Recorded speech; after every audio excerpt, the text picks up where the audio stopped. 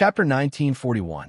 The next day, while the bamboo forest was filled with the sweetness of spring breeze in the outside world, the news about Xi's crushing victory over Han Zixuan on Starlight Night had spread everywhere. Starlight Night. She slaughters the list. Peerless demon, kills both men and women. She returns like a king. Where will the fake goddess go? Rumor has it that many investors in the world have collectively withdrawn their investment. Sensational reports appeared on the headlines of major entertainment companies in an unstoppable trend. She quickly returned to the public's attention with a momentum that was no less than that of the past. Qin Shuang, who had acted with Xi and Jiang Mai on Starlight Night and played the role of Christine, the female lead of The Phantom, also became famous overnight because of her extremely solid professional skills and outstanding performance. At the same time, the news of a change in the senior management of Xianxia Entertainment, Yi Sudong's dismissal, and Lu Group's new CEO also spread in the industry. At that time, Yi Sudong was drunk in the bar, cursing everywhere, saying that without him, Xianxia Entertainment would immediately collapse. He said that he had single-handedly raised Han Zixuan, and that no one could surpass her. In the end, when he woke up, he saw that the entire entertainment industry had changed. After Xi's comeback press conference, she won Starlight Night in an extremely stunning way and also brought up Qin Shuang. Damn it, this woman actually brought the entire entertainment industry back to life with her own strength. Yi Sudong looked at the entertainment headlines full of Xi's name and fell onto the sofa, his face lifeless. Starlight Entertainment was shrouded in a dark cloud. This was not only a loss for Han Zixuan, but also a blow to the reputation of the entire entertainment industry. He had finally managed to trample on his arch-rival, Xianxia Entertainment, but in the end, he was given a chance to rise from the dead. At the meeting, Wang Haojuan's face darkened. Inform everyone that the World Project is temporarily suspended. He didn't say the reason, but everyone knew that several investors were dissatisfied with Han Zixuan's popularity and performance, and had collectively withdrawn their investment overnight. Even Guo Qixing had resigned as the director. Zhang Anru's face was gloomy. I just got the news that the film that Zixuan and director Shen worked on has been confirmed to be banned. This meant that this film was completely scrapped. It had been shot for nothing, and all the plans to aim for an international award had gone up in smoke. After saying that, Zhang Anru looked angrily at the public relations director and scolded him without giving him any face. Zhao Wenliang, what the hell are you doing? Didn't I tell you to take care of the higher-ups? Nothing must go wrong with this film. Is your position as the public relations director just a decoration? He's simply a good-for-nothing. Zhao Wenliang sneered and slammed his resignation letter on the table. Sorry, I quit. Manager Zhang, since you're so capable, I'll have to trouble you to clean up your mess from now on. You? Zhang Anru was infuriated. This good-for-nothing. How could he leave at such a time? President Wang, are you going to do something about it? Damn it, at such a crucial time. CEO Ning wasn't even here. Wang Haojuan was already badly battered.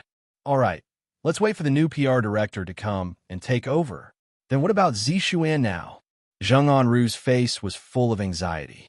Our Zixuan has been infuriated by that bitch. Mr. Wang, you must think of a way. Chapter 1942. In fact, Han Zixuan was only unwilling to come to the company meeting because she was too embarrassed last night.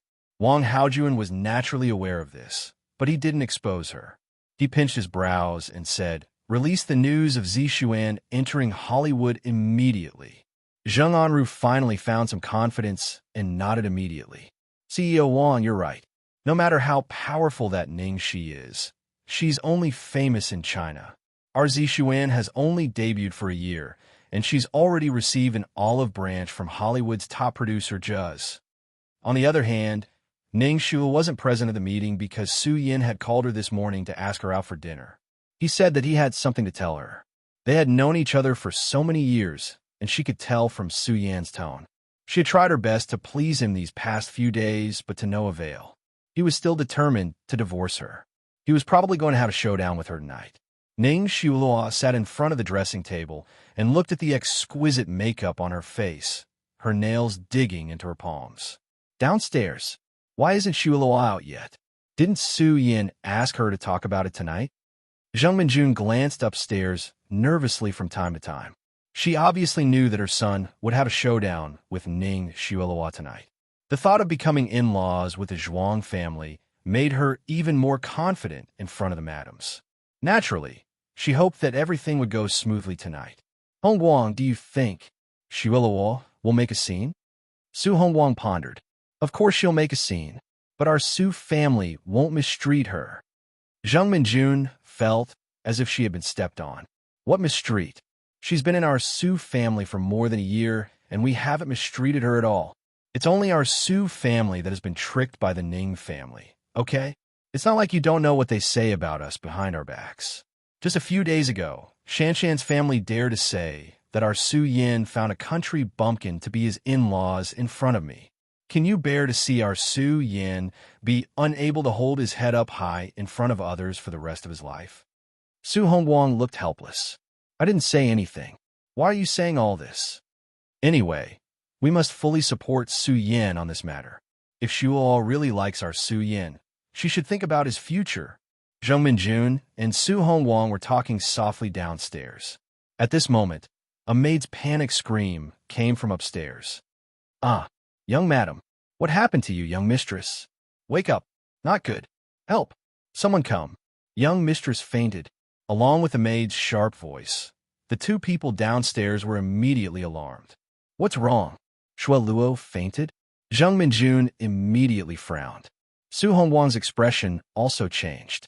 The two of them rushed upstairs and saw Ning Xiaoluo unconscious next to the dressing table. The maid was so anxious that she was about to cry. What's going on? Why did you suddenly faint? Zheng Minjun hurriedly asked. The maid looked panicked. I don't know either. I just came in to deliver some clothes to young madam, and then I saw young madam fainting here. What are you waiting for? Get the driver to prepare the car and send him to the hospital, Su Hongguang said in a low voice. Then she added, call Su Yin and ask him to come back. At this moment, Zheng Minjun's expression was very ugly. Looking at the fainted Ning Xiaoluo, she wanted to say something but stopped herself. She muttered in her heart, fainted? Why did it have to be at this time? Chapter 1943. At the hospital, other than the Su family, Ning Yaohua and Zhuang Lingyu had also arrived. Zhuang Lingyu looked displeased. What happened? How could a normal person faint just like that? Zheng Minjun saw that the Ning family had arrived as well. Especially when she saw Zhuang Lingyu's attitude, she was a little unhappy. It must have been that meddlesome maid who informed them. She just fainted. Was there a need to make such a fuss? Looking at Zhuang Lingyu's expression, it was as if the Su family had mistreated her. She didn't have the life of a rich lady, yet she acted as if she was a real rich lady, thinking that the matter could have been resolved tonight. But such a big commotion had occurred. Zheng Minjun was very unhappy. She said coldly, in-law, Xiaoling is making a big fuss out of nothing. Xiaoluo is probably just too tired. She will be fine after a short nap. Because of Ning Xiaoluo's family background, Zhuang Lingyu had been mocked by Zheng Minjun many times. Naturally, she hated Ning Xiaoluo now. She said angrily, you think it's a small matter when you fainted? Our Xiaoluo was always pampered and pampered at home. But now that she's in the Su family, this is how you treat her? At this moment, Su Hongguang coughed lightly to smooth things over. In-law, you've misunderstood. You all know how we treat Xiaoluo. If you don't believe me, you can ask Xiaoluo. Xiaoluo's company probably had a lot of problems recently. That's why she's so tired. Anyway, let's stop arguing. Let's wait for the results from the doctor. Ning Yaohua said with a good temper. That's right. Xiaoluo's health is more important. After all, if the relationship with the Su family was strained, it would not be good for Xiaoluo or Ning Family International. On the other side, Su Yin had already followed the doctor to get the diagnosis report. Doctor, how's the patient? Is it serious? Su Yin asked. The female doctor walked out with the diagnosis report and congratulated him happily. She's fine, it's a good thing. Congratulations, Mr. Su. Mrs. Su is pregnant. The moment the doctor said that, Su Yan's face turned blank. He seemed to be unable to believe what he had just heard. Doctor, what did you say? Pregnant? The female doctor thought that Su Yan was overjoyed and quickly smiled. Yes, she's 8 weeks pregnant, almost 3 months. Su Yan was stunned and his face turned pale. He had been busy for so many days. He had hired a professional lawyer and drafted the divorce agreement. He was just waiting for today to speak to Shuai Luo. He hoped that after today, he could regain his freedom and go find Ningxi. He had never expected that before he could even open his mouth, he actually found out about Shuai Luo's pregnancy. Su Yan didn't know how he walked out with the report. He felt as if his entire body was submerged in a cold pond, and the coldness was bone-piercing. Su Yan, what happened to Shuai Luo? Say something. Su Yan only regained his senses when he heard Zhuang Lingyu's question. He took a deep breath and forced himself to regain his senses. Shuai Luo is fine. She's pregnant, what? You're saying that Shuai Luo is pregnant. Zhuang Lingyu's face was instantly filled with surprise. That's great. This is great. When Ning Yaohua heard this, his face was also full of excitement. You've been married for more than a year, and you finally have a child. Where is Shuai Luo? I'll go see her now. Chapter 1944. Zhuang Lingyu and Ning Yaohua were completely immersed in their happiness. They were busy checking on Ning Xua, so they did not notice the strange expressions on the faces of the 3 people from the Su family. After the 2 entered the ward, Zheng Minjun cursed in a low voice. Did the hospital make a mistake? Why did she have to be pregnant now? Su Yan is preparing to divorce her. What if she's pregnant now? Su Hongguang frowned and looked at his wife. Keep your voice down. He had a complicated expression on his face. On one hand, it was a pity. On the other hand, the child in Shuiluo's belly was the flesh and blood of the Su family. After so long, the Su family finally had an heir. Then tell me what we should do now, Zheng Minjun said anxiously. The golden phoenix that was in her hands was gone, just like that. Even a grandchild could not make her happy. After all, she would have a grandchild sooner or later. It made a big difference whose belly it came from. Su Yan's mind was blank. He did not say a word. In the end, Su Hongguang said in a low voice, "Let's discuss the divorce at length. Don't bring it up now, especially when the in-laws are here." If he brought up the divorce now, the Ning family would turn the world upside down. Zheng Minjun knew this too. No matter how unwilling she was, she could only let it be. In the ward, "Dad, Mom, why are you here? What happened to me?" Ning Shuiluo slowly woke up. She looked confused. Zhuang Lingyu held Ning Shuiluo's hand happily. "Shuiluo, you're pregnant. You're going to be a mother." Ning Shuiluo was stunned for a second. Then, her face was filled with disbelief. "Really? Mom, I'm pregnant?" The doctor said it. How could it be wrong? You were too careless. You only found out after 3 months. You even fainted at home. That's so worrying. Zhuang Lingyu reprimanded her with a pained expression. "Mom, I'm sorry." Zhuang Lingyu seemed to have thought of something. Her expression turned cold. "Why are you sorry? Don't think I don't know. It's all because of that stupid girl. Otherwise, why would you work so hard?" She was afraid that these troubles would disturb her. She quickly comforted her. "Your most important task now is to take care of the baby. Leave the company to someone else. Nothing is more important than your health and your child." "And Mom, I got it." Then, Su Hongguang and Zheng Minjun walked in and said a few words of concern. Then, everyone left, leaving Su Yan and Ning Shuiluo alone. When there were only the 2 of them left in the ward, Ning Shuiluo's face was filled with embarrassment and joy. "Brother Yin, we finally have a child. I'm so happy." Su Yin looked at the girl lying on the hospital bed, who was ignorant of the world and knew nothing about it. She was happy that she was pregnant with his child, and his heart was full of struggle. On the 2 ends of the scale, one was the true love that he had finally found, and the other was the girl who had accompanied him for so many years.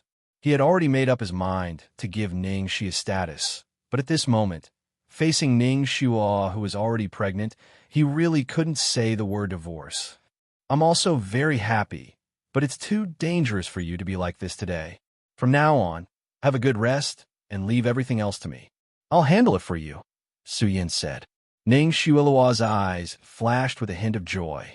She snuggled into the man's arms and said, "Thank you, Brother Yin."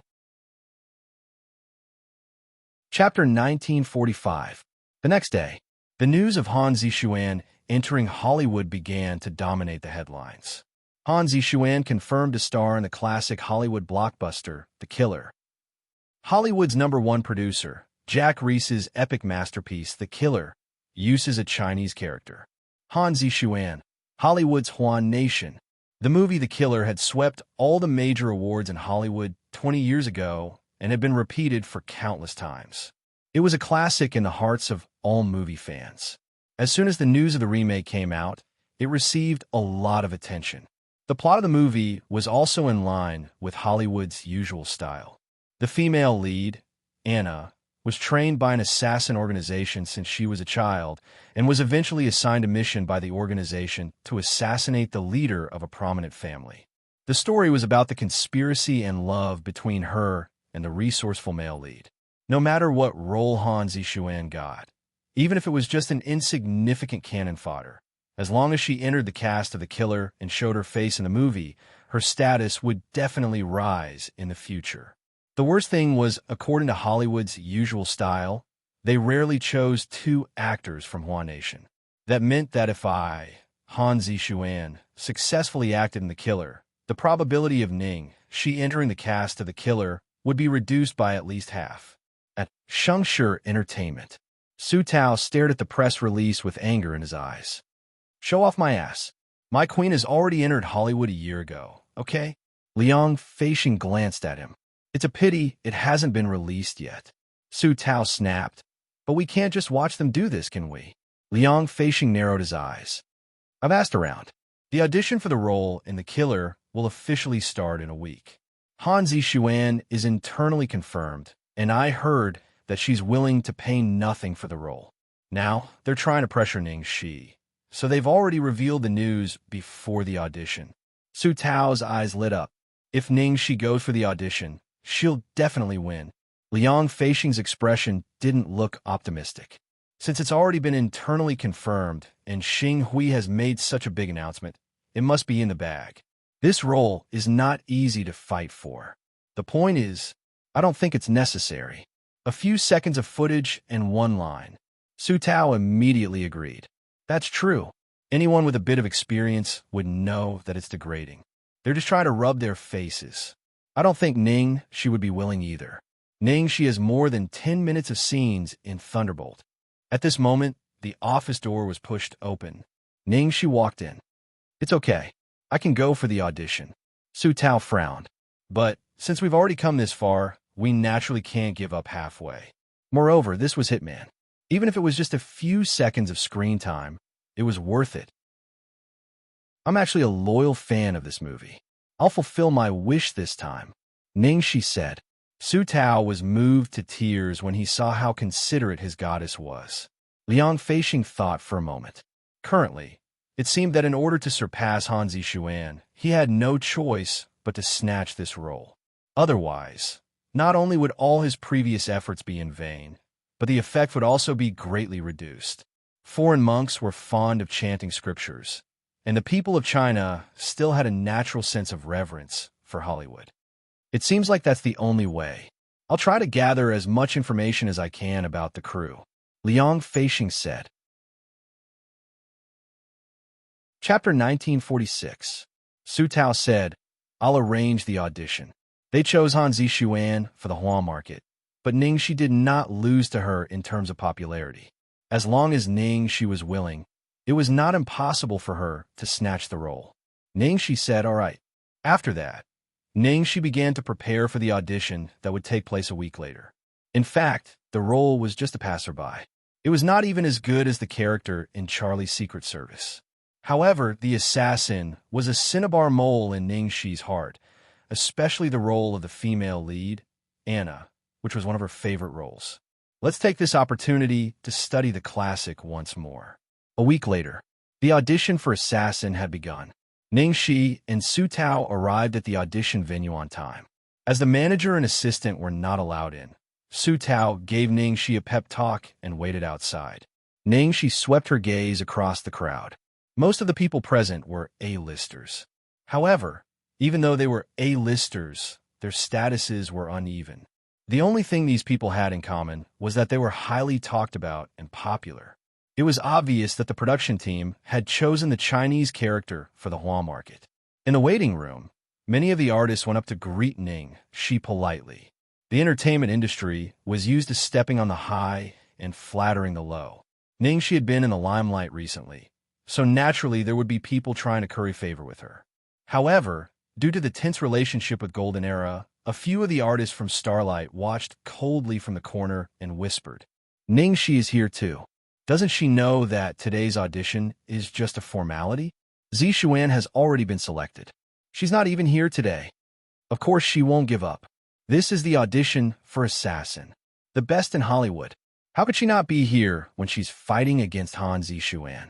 In terms of resources, Zixuan has Starlight behind her, so Ning Shi can't catch up to her. She's doing well in Hua with her previous foundation, but it's going to be hard for her to move up. She might seem to be ahead of Han Zixuan, but she's actually at the end of her rope. I think even Yin Yu, who went to Starlight, has a brighter future than her." Amidst the whispers, a Chinese female staff walked over and announced the start of the audition. "Please enter in order." Because Ning Shi signed up late, she was the last one. Although they knew it was just a formality, it was inevitable that they would get lucky. The female artists waiting for the audition began to tidy up their makeup nervously.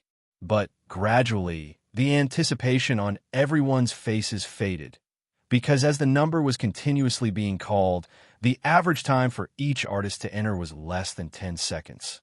Some even came out after 3 to 5 seconds. What kind of audition was this? Even looking at his face for 3 to 5 seconds was not enough. Damn. Hollywood was too straightforward in their dealings. Going through the motions was really going through the motions. Aren't you pretending at all? It's already good enough that they're willing to organize an audition for such a big shot. What else do you want? Sigh, after all, the people auditioning are all big shots in Hollywood. Today, I'll just take it as seeing them in person and widen my horizons. The number was being called faster and faster. In less than 10 minutes, it was Ning Shi's turn. Chapter 1947. Hearing Ning Shi's name being called, some of the artists who hadn't left all looked at her with sympathy in their eyes. She was a superstar in the past, but now she had to come here to try her luck. Knowing that the role had already been decided, Ning Shi ignored those people's gazes and went straight into the audition room under the guidance of a staff member. As Liang Feixing had heard, among the 3 people who came for the audition today, only one of the assistant directors had a high position. A legendary figure like Zhuz might not even appear in the audition, let alone audition for such a small role. After seeing Ning Shi, the assistant director was quite polite. "Miss Ning Shi?" "Yes, hello." "Miss Ning Shi is really an oriental beauty, as the rumor says." The assistant director's eyes lit up. Obviously, he had a good first impression of Ning Shi. If it weren't for the fact that this role had already been decided to cooperate with Xing Hui, it would be a good choice to use this girl. "I'm flattered." The assistant director nodded with a complicated look. "Okay, you can go back and wait for the notice." It was as short as expected. However, from the assistant director's expression, there was still a chance. In fact, after Ning Shi left, there was indeed a debate and discussion in the room. "What do you think?" the assistant director asked in a low voice. One of them said, "This Miss Ning, she is really elegant, and her popularity in Hua Nation is comparable to that of Han Zixuan. However, as far as I know, she just came back after a year. At present, she doesn't have many resources, and her future development is unpredictable. I think it's better to use Han Zixuan." The other person disagreed. "Equally matched? Mike, this Miss Ning, she is a powerful actress. You should go and see her mother. Devitt, this role doesn't require strength, and it has nothing to do with the actor himself. It only needs popularity and a strong background. Only in this way can we maximize the market in Huan Nation. Xianxia Entertainment has been taken over by Lu Enterprises, and its potential is still unknown. Mike, it's too early to judge. You said it's unknown. We don't need to take risks. Outside the door, when the others saw Ningxi's audition was so fast, they all showed an expression of "I knew it," and many of them gloated. Everyone finally saw the result they wanted to see, and they finally dispersed in satisfaction. At this moment, in the audition room, the assistant director was having a headache from their quarrel. If it really didn't work, it would be better to wait for the video data to be sent back and let the higher-ups make a decision. Their audition was broadcasted to all the other executives remotely, but those big shots might not have the time to watch it immediately, or they might not even pay attention to it. Just then, the female staff member with a Hua face suddenly pushed open the door in a hurry and looked at the assistant director, asking, "Director, where is Miss Ningxi? We just left. What's wrong?" The assistant director was puzzled. The female staff looked flustered. "Juz. Mr. Juz wants to see her." "What did you say?" "Mr. Juz wants to see her in person?" The assistant director stood up in shock, not to mention the other two crew members next to him, who all looked as if they had seen a ghost. Chapter 1948. Juz never showed up in public. Even they had never seen Juz in person, including the assistant director. "She should not be far away. I'll call her right away." The assistant director said. "No, I'll go after her myself." The female staff hurriedly said. "Ningxi, how did it go?" Su Tao, who was waiting outside the door, asked nervously when he saw Ningxi come out. Ningxi thought about her words. "The chance should be 50-50. It's not bad. Just leave the rest to me and Liang Feishing." This time, Su Tao and Ningxi were talking and walking toward the parking lot. Suddenly, there was a rush of footsteps behind them. "Miss Ningxi, please wait." Ningxi turned around and was surprised to see that it was the staff of the crew. "Miss Linda." "Hello, Miss Ningxi." Linda gasped, covering her chest. "Hello." Ningxi nodded with a smile and cast an inquiring look at her, wondering why she caught up with her again. "Well, Miss Ningxi, our producer wants to invite you to discuss the plot." The staff was very polite. Ningxi paused and asked tentatively, "Producer? You mean Mr. Juz?" "Yes, Mr. Juz." Hearing her affirmative answer, not only Ningxi, but also Su Tao was stunned. "Juz wants to see our Ningxi in person?" Then, "What's the matter?" Su Tao hurriedly thought about his words and asked. "Yes, Mr. Juz wants to see Miss Ningxi in person, but I don't know what he wants to talk about." "Miss Ningxi, you'll know when you get there." The woman answered with a smile and looked a little nervous, as if she was afraid that she would mess up and fail to bring Ningxi there in time. Ningxi and Su Tao exchanged a glance. Although Ningxi was famous in China, she was not worth mentioning in the eyes of people like Juz in Hollywood. They didn't even know of her existence. Ningxi didn't expect that the man would want to see her. She just wanted to try her luck. In the end, Su Tao made a prompt decision and said, "Then I'll have to trouble you to lead the way, miss." "Okay, please follow me." The woman was relieved. In the car, about half an hour later, Ningxi followed the woman into a rather high-end private club. Outside the private room, the woman said to Su Tao, "Sir, please wait outside for a moment." After that, he made a please gesture to Ningxi and opened the door for her. "Thank you." Ningxi thanked him, took a deep breath, and walked into the room. In the private room, a white-haired old man had been waiting for a long time. The old man was deep in thought. When he heard the sound at the door, he immediately raised his head and looked in Ningxi's direction. Ningxi had already mentally prepared herself on the way, so she looked calm at the moment. "Hello, Mr. Juz." While speaking, Ningxi couldn't help but look at the old man in front of her. He had a standard European face, but he was a little older, about 80 years old, and looked very kind. Juz's fame was unimaginable. However, Juz was equally mysterious. No media magazine dared to put Juz on the cover. Chapter 1949. Even though Ningxi often paid attention to Juz's news, she had never seen Juz's face. The old man stared at Ning and seemed to have thought of something. For a moment, he was in a daze and his pupils constricted. After a while, the old man said, "Miss Ning, please sit down." Ning nodded and sat down. She didn't know his intentions, so she could only wait for him to speak. Besides, she was really too nervous and didn't know what to say. After all, the person in front of her was a Hollywood legend, a figure that only existed in her imagination. But now, the person in front of her was a living person. The old man's eyes were sharp, as if he could see through people's hearts. However, when he looked at Ning, he didn't feel pressured at all. He said kindly, "Sorry, I called you here in a hurry, because I just saw your audition materials. It doesn't matter. But, Mr. Juz, why are you looking for me?" Ning was puzzled. "I hope you can play the role of Anna in The Killer, Miss Ning." Juz replied. Although Ning had thought of countless possibilities, she was still stunned when she heard Juz's answer. Anna? Juz wanted to invite her to play the role of Anna.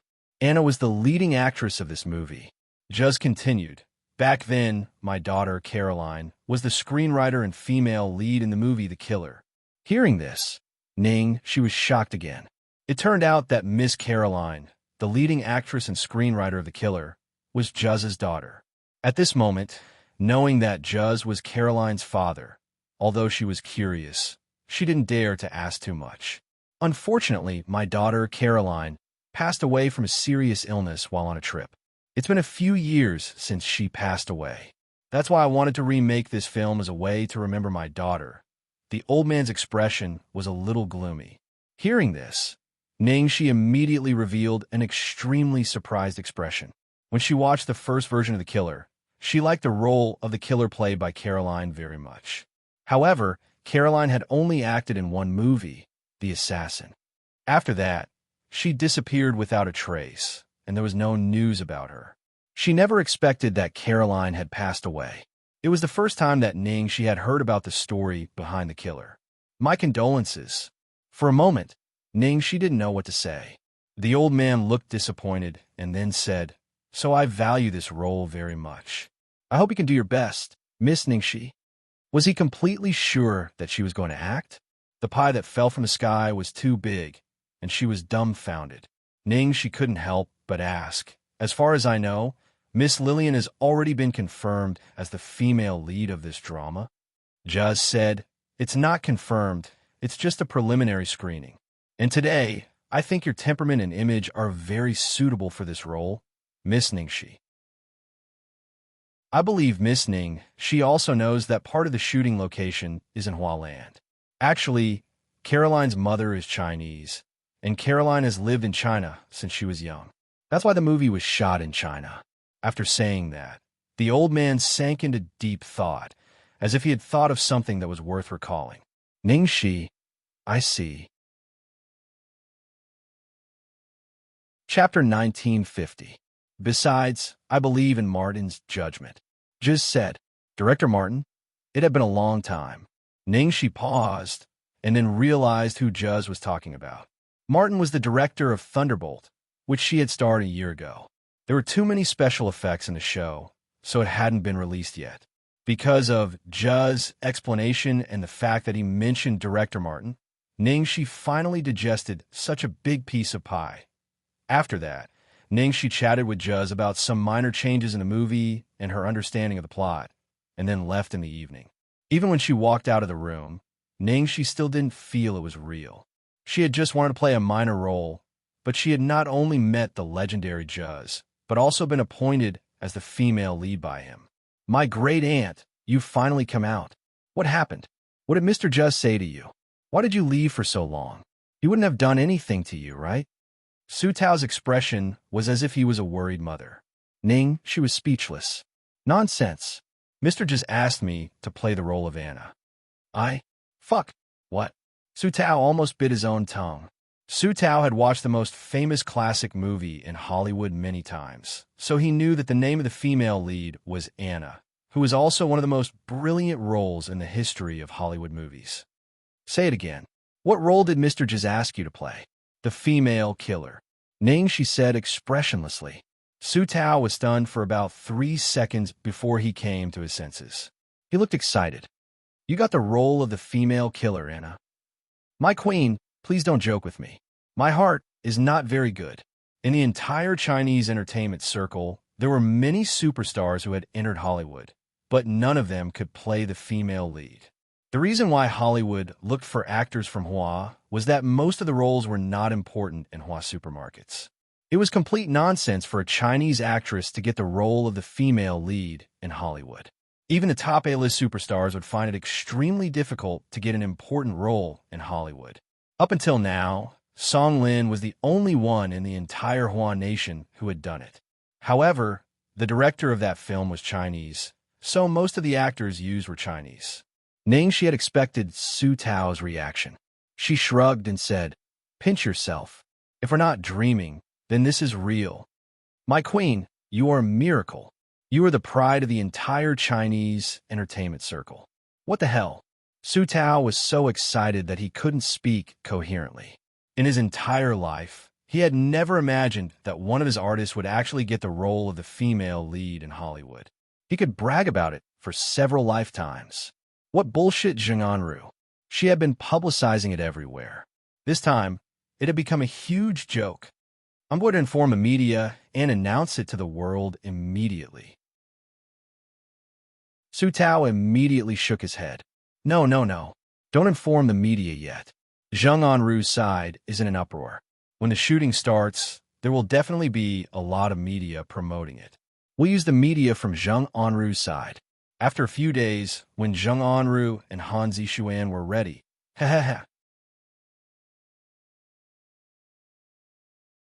Chapter 1951. Ning-Shi shook her head helplessly. This was indeed Su Tao's style. This move was truly insidious. Ning-Shi, how did you get chosen? Or was it Juz? Su Tao followed her and asked hurriedly. So, Ning-Shi told Su Tao the details of the process again, and Su Tao listened without blinking his eyes. After leaving the private club, Ning-Shi returned to Deer Town. After chatting with Juz for a long time, Ning-Shi finally understood why some of the actors were cast in China. According to Juz, his youngest daughter, Caroline, liked China very much, and the setting and plot of the killer were also in China. Of course, after the shooting of the movie officially started, she still had to go to other countries with the crew to continue the shooting. How was it? Lu Tingxiao asked. The old Hollywood movie, The Killer, had once been a sensation. Lu Tingxiao had seen it and knew how much Ning-Shi liked it. She even studied the script for a long time for a small supporting role. Sob, sweetheart. It's not going well. I wasn't chosen for the role I was auditioning for. Ning-Shi cried and threw herself at him, begging for comfort. Lu Tingxiao felt sorry for her and comforted her softly. However, as soon as he finished speaking, he saw the girl raise her head like a little fox. There was no trace of sadness in her eyes. Although I didn't get chosen for the role in the audition, the producers wanted me to play the role of the female killer. Hearing Ning-Shi's words, even Lu Tingxiao was surprised. He had thought that she didn't get the role. Unexpectedly, she got the role of the female lead. In Hollywood, the status of Chinese was very low. It was hard to get a supporting role, let alone the female lead. Sweetheart, did you know that my idol invited me to meet him today? Ning-Shi looked excited. Just? Lu Tingxiao asked. How did you know? Ning-Shi curled her lips. She wanted to show off to Lu Tingxiao. Who else can make you so excited except Just? Lu Tingxiao said affectionately. What he liked most was the way her eyes lit up when she talked about work. Mr. Juz is really gentlemanly and kind. He's different from what I imagined. He's just like an ordinary kind grandfather. And you know what? The female lead, Caroline, turned out to be Juz's daughter. It's a pity that Caroline has already passed away. Ning-Shi's expression was full of regret, but at the same time, she was even more determined to act this movie well. Sweetheart, I'm going to do my best in this movie. Of course, madam. As Lu Tingxiao spoke, he seemed to have thought of something. His deep eyes flashed with an imperceptible glint. The efficiency of the killer was very high. Soon, they informed Ning-Shi to go there for a makeup test. That day, Ning-Shi arrived early. In the dressing room, A white man with Western beauty walked up to Ning Shi and sized her up with his blue eyes. "You're Ning Shi, the actress from Hua Nation." The white girl smiled. "Hello, I'm Ning Shi." Ning Shi replied politely. "I've heard of you. It seems that you've been in Hollywood before and acted in a movie, the one that just came out recently." The white girl reached out to Ning Shi. Chapter 1952. Ning Shi was familiar with the Caucasian girl in front of her. She was a famous actress in Hollywood. The cast of The Killer was very luxurious. The male lead was played by Hollywood Best Actor Steve Will. Because of the long talk with Juz yesterday, Ning Shi knew the current cast. The Caucasian girl would play the assistant of the male lead in The Killer. "You are so awesome. You can play the role of the female killer and have a lot of scenes with Wadey." The Caucasian girl looked envious. Although the outside world didn't know anything, the news that the female lead had been changed to a Chinese actress had caused a stir. Even Ning Shi herself believed that she got the role of the female lead by great luck. After all, Ning Shi had almost no idea about the role of the female lead in The Killer. However, since she had got it, she would naturally do her best. "But, Miss Ning Shi, you have to be careful." The Caucasian girl looked around and lowered her voice. "Careful." Ning Shi was puzzled. The Caucasian girl nodded and said softly, "The film company had originally decided on the role of the first female lead. Lillian was supposed to be the main lead, but later, the film company issued notice to replace the first female lead with you. Now, Lillian has been replaced with the second female villain. Lillian was the most popular Best Actress in Hollywood in recent years. When The Killer was going to be shot again, they had already contacted Lillian. After the audition, Lillian was confirmed to be the leading actress. However, with Ning Shi's arrival, the decision of the film company suddenly changed. It was said that even many senior executives didn't know why they suddenly changed the leading actress. Everyone was very curious about Ning Shi. The Caucasian girl seemed to be afraid of Lillian, so she just told Ning Shi to be careful. Ning Shi had already known about this and specially asked Juz about it, so she didn't take it seriously.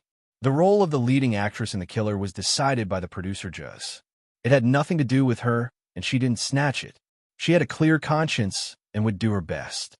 What the hell? Lillian's role as the female lead has been replaced by a Chinese actress. I don't know what the producers are thinking. I've heard that the Chinese actress is called Ning Shi. Although she is famous in China, she is not qualified to be in Hollywood at all. Soon, two black girls came into the dressing room.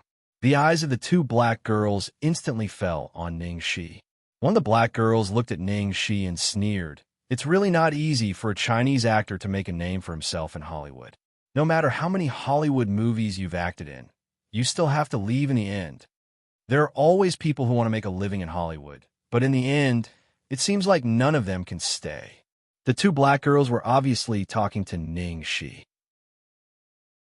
Before the two girls could say anything else, the makeup artist from the crew finally arrived. "Hello, everyone. We're the makeup artists of the production team. Today, the production team asked us to help everyone try on the costumes." The middle-aged woman in the lead had a smile on her face. Hearing this, the two black girls stopped talking, sat on the chair, and looked at themselves in the mirror. "Hello, Miss Ning Shi. My name is Lisa. I'm your makeup artist." The middle-aged woman walked to Ning Shi and introduced herself. "Hello, thank you." Ning Shi nodded.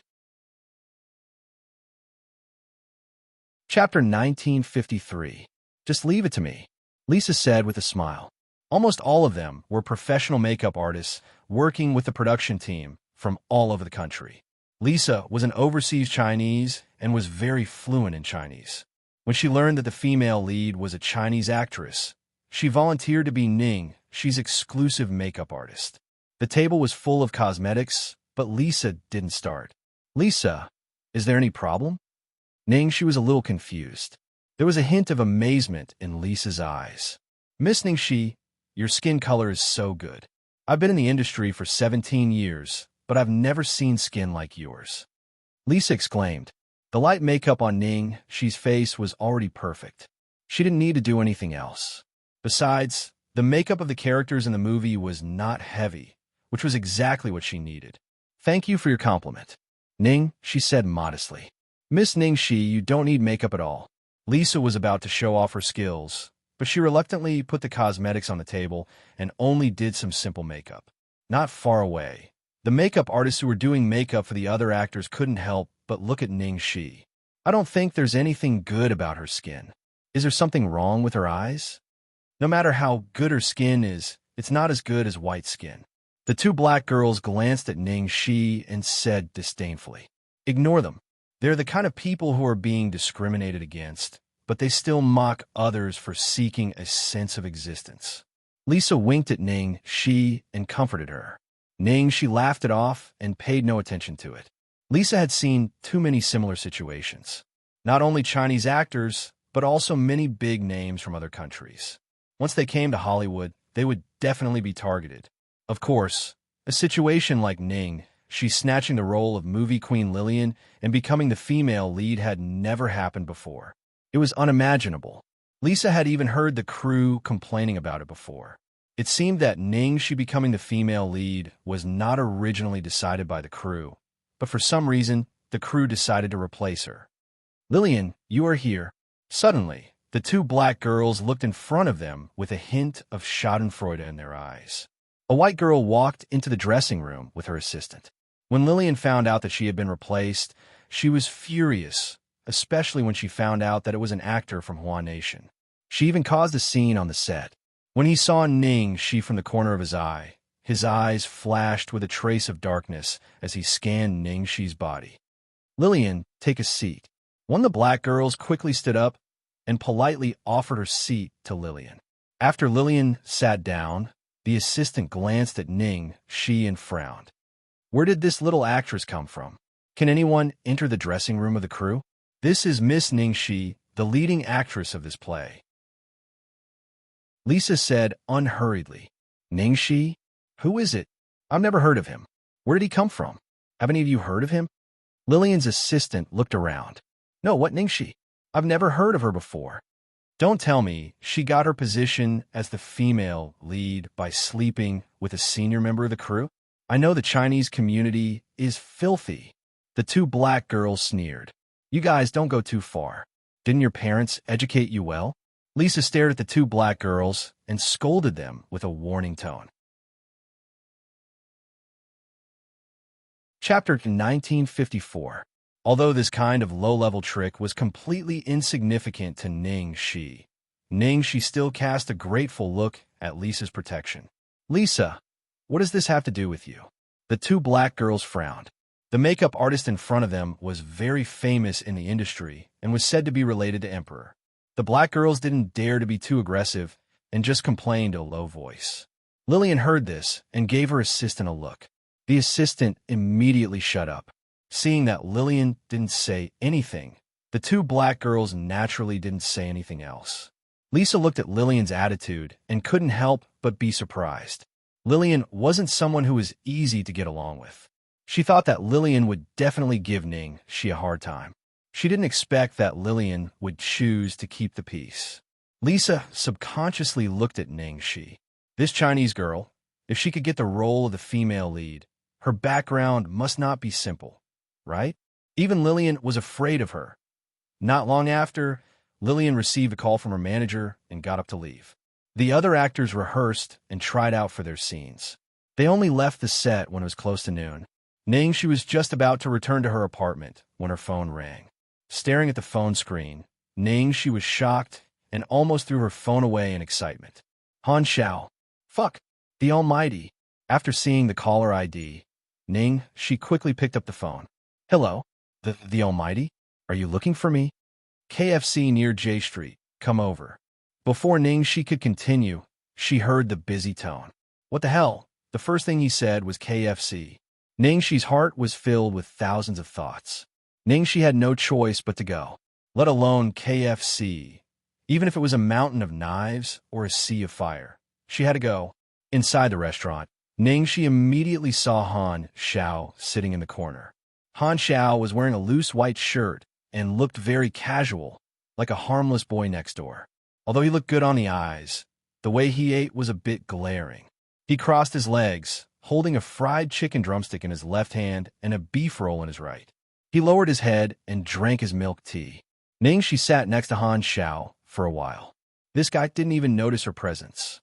Is it delicious? Ningxi originally didn't want to disturb Han Xiao and was prepared to wait for him to finish his meal. But in the end, this glutton ordered another luxurious family bucket. He would probably have to wait until the end of time for him to finish eating. When did you arrive?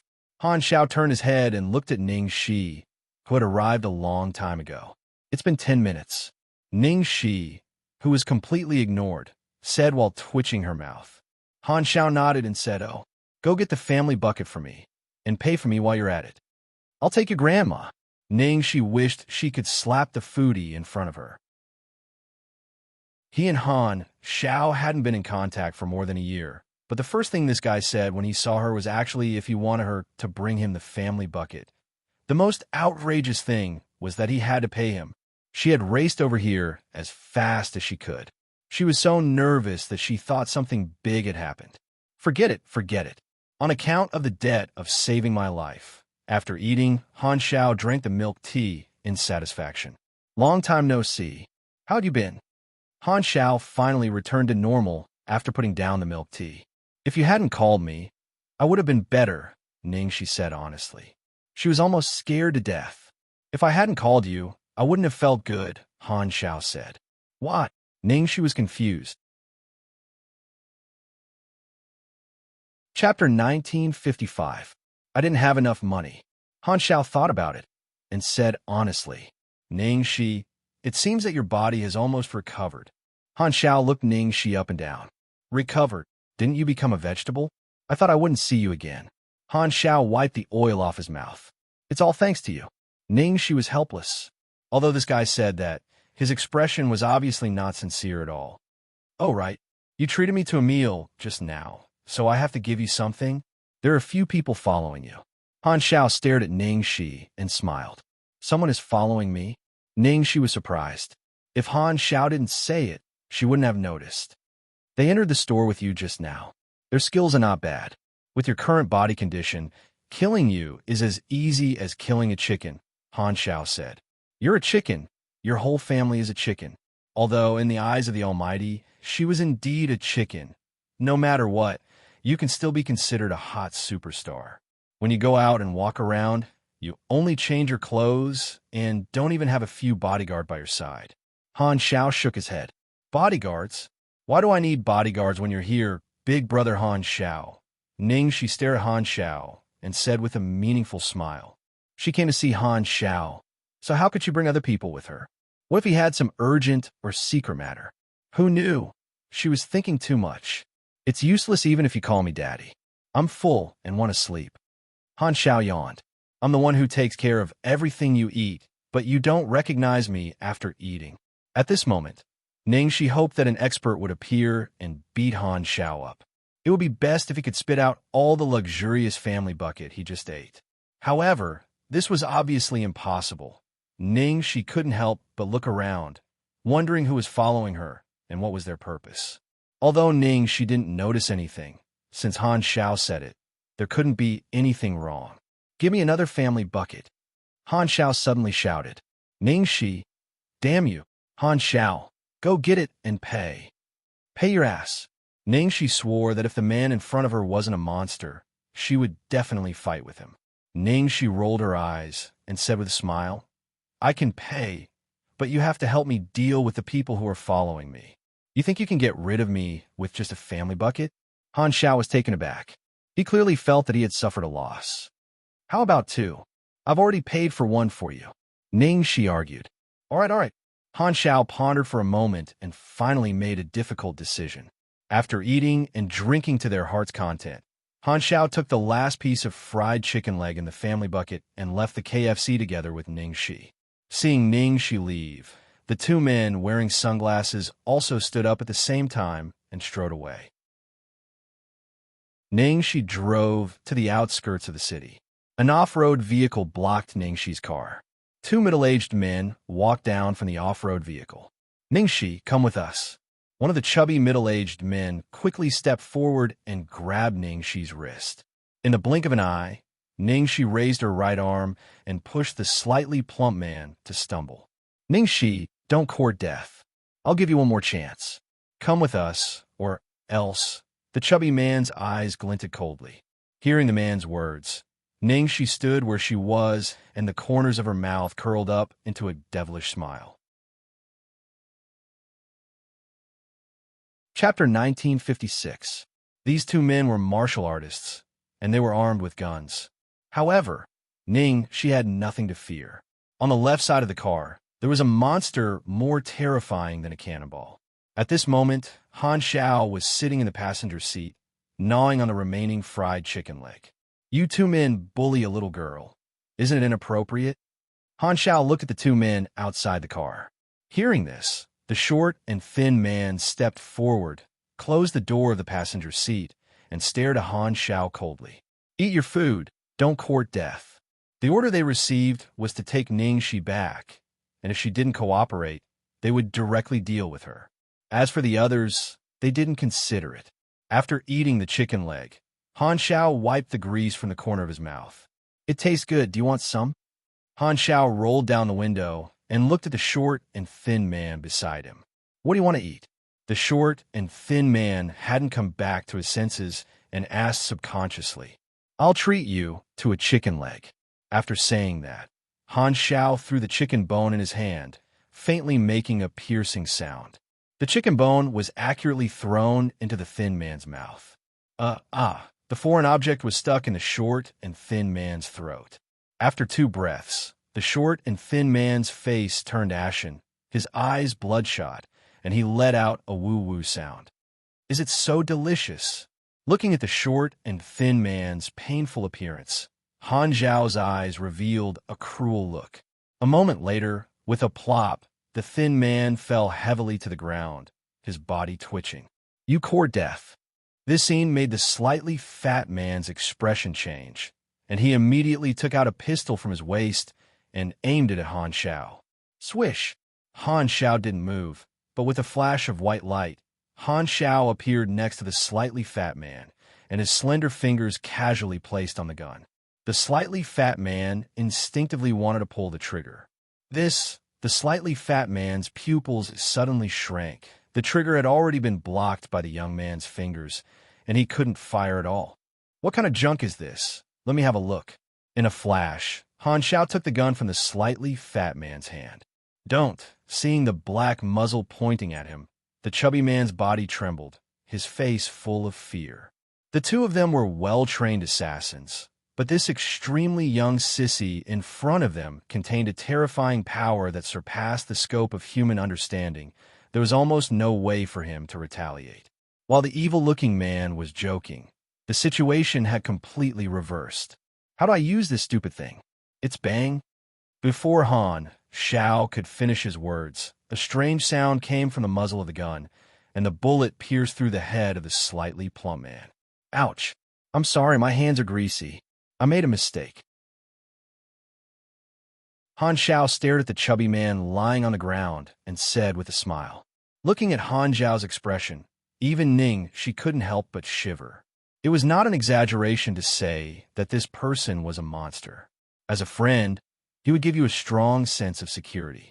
But if it was an enemy, it was simply unimaginable. Xiao, damn you!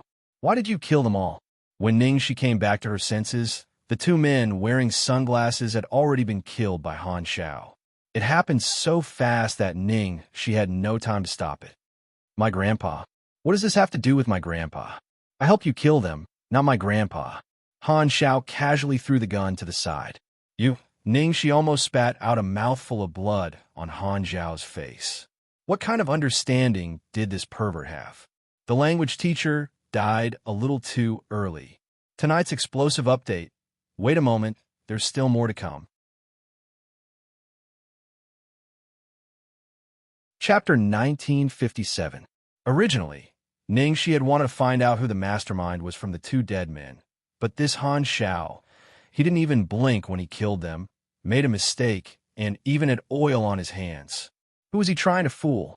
Did this guy know something? These 2 men each treat me to a family bucket. 2 buckets for 2 people, That should be about the same, Han Xiao said. Ning Shi couldn't help but pity the two killers. In Han Zhao's eyes, their lives were only worth a family bucket, and it wasn't even a luxurious family bucket. Please, please, please. I'll treat you to 200 buckets. I'll watch you finish them. Ning-Shi felt a little helpless. This Han Xiao was sometimes so perverted that it was terrifying, and sometimes he was like a child who couldn't grow up. Well, you said it, but I'm not free tonight. I have a date with a beauty. I'll go look for you. Han Xiao turned around and waved. Before Ning-Shi could say anything, he had already left. A beauty has a date. Ning-Shi couldn't help but roll her eyes. She had never seen Han Xiao with a woman. Not to mention a woman, she hadn't seen a man either. He didn't even know how to find a believable excuse. Ning-Shi returned to the little garden house in Deer Town. She didn't see Lu Tingxiao, but Lu Jingli ran over. This guy seemed to be becoming less and less recently. Apparently, he had eaten too much dog food. Why are you here? Are you hungry? Ning-Shi opened the door for Lu Jingli and let him in. Then, she raised her eyebrows and asked. Lu Jingli's face was bitter. Sister-in-law, you're too humble. This little bit of food in my stomach is enough for me to last until the next life. Sister-in-law, I'm looking for you because I heard from my brother that you've been cast as the female lead in The Killer. Lu Jingli asked excitedly. Ning-Shi nodded. Yes, where's your brother? Lu Jingli walked around Ning-Shi. He's at the company. He has something to take care of these few days. Ning-Shi wanted to call Lu Tingxiao, but when she heard Lu Jingli say that Lu Tingxiao was busy, she gave up on the idea. Sister-in-law, I know that a moment apart feels like 3 years, but can you tell me clearly first? Is what my brother said true or false? The movie Killer was a Hollywood classic that swept all the major awards. Although you're considered a big shot in China, you're nothing when you're in Hollywood. Maybe they wanted you to play a supporting role in China's market. That's still possible. But to let you be the female lead, and it's even a super classic that everyone looks forward to, that's too illogical. Lu Jingli was definitely no stranger to the movie The Killer. It could even be said that as long as one was in the entertainment industry, which one of them had not watched The Killer? Even after so many years, some of the most popular movies in the country had many scenes that paid homage to The Killer. Nowadays, The Killer was a new film, and it had caused a sensation in the entire domestic entertainment industry. It was very difficult for many popular artists to get a small role. I'm not lying. It's true, Ning-Shi said helplessly. Lu Jingli still couldn't believe it when Ning-Shi said it herself. After the remake of an old film, Hitman, the cast could be said to be unprecedentedly strong, which was extremely rare. The male lead was played by the world-renowned Steve Will, who was known as King Wei, a Hollywood Best Actor-level character. And the original female lead, Lillian, was one of the biggest female stars in Hollywood. She should be about the same age as Ning-Shi, but in Hollywood, she was already a queen at such a young age, and had even won the title of Female Artist of the Year. She had even starred with Wei Di in a movie called Lo's Lost Town, and it had received a lot of good reviews. Chapter 1958. Although Ning-Shi was famous, it was only in China. In Hollywood, it was easy for an artist like Ning-Shi to get a supporting role. A Chinese artist taking on a role of the female lead in Hollywood was something that had never happened before. The filming team was top-notch, and even some insignificant supporting roles were famous in Hollywood. Most importantly, the producer this time was the mysterious Juz. Just look at the current situation in China. Many big-name agents used all means to get a small role for their artists, even if it was a cannon fodder role.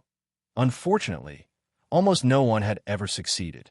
Although Lu Jingli was very confident in Ning-Shi's strength, this matter did not make sense no matter how he looked at it.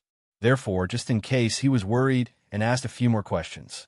Sister-in-law, have you ever seen a Chinese actress play the leading role in an ordinary Hollywood movie, let alone a remake of a super classic like The Assassin?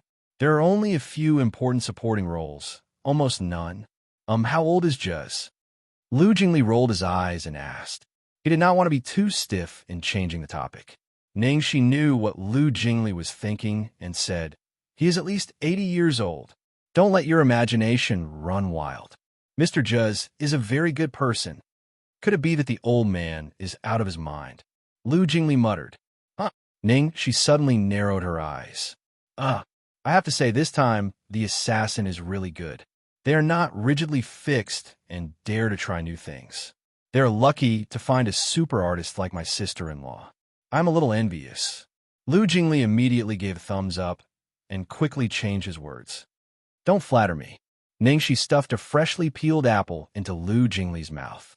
Looking at the shining fruit knife in Ningxi's hand, Lu Jingli smiled flatteringly. Sister-in-law, what are you talking about? How can I flatter someone? All I flatter is a dragon's flatter. Ahaha. Lu Jingli changed the topic. Sister-in-law, I remember there is a male assassin in this movie. I think he is suitable for me. Ningxi also had a deep memory of this role. The male assassin in the old version was also an important role, starring the famous Hollywood comedian Marlowe. Ningxi still remembered some of the classic cross-dressing scenes. Forget it. Young Master Lu is so handsome. How can he act like this? Don't ruin the dreams of thousands of girls. Ningxi rolled her eyes at Lu Jingli. Sister-in-law is so considerate. Lu Jingli was touched. At this moment, there was the sound of the door opening. Lu Tingxiao opened the door and put away the key. He was carrying a lot of fresh fruits, vegetables, and meat in his hands. Brother, has the matter at the company been resolved? Lu Jingli hurriedly ran over to ask. Walking into the kitchen and washing his hands, Lu Tingxiao returned to the living room and simply said, It's fine. That's good, that's good. I won't disturb you anymore. I'm leaving. Lu Jingli patted his butt and prepared to leave. He didn't want to be stuffed with dog food. Since you're already here, let's eat here tonight. Ningxi said. Well, about that. Between the fear of dog food and the temptation of delicacies, Lu Jingli finally chose to bow to the delicacies. Sister-in-law still cares about me. Let's make a happy decision. Lu Jingli immediately retreated and sat on the sofa to watch a movie. This was a rare opportunity.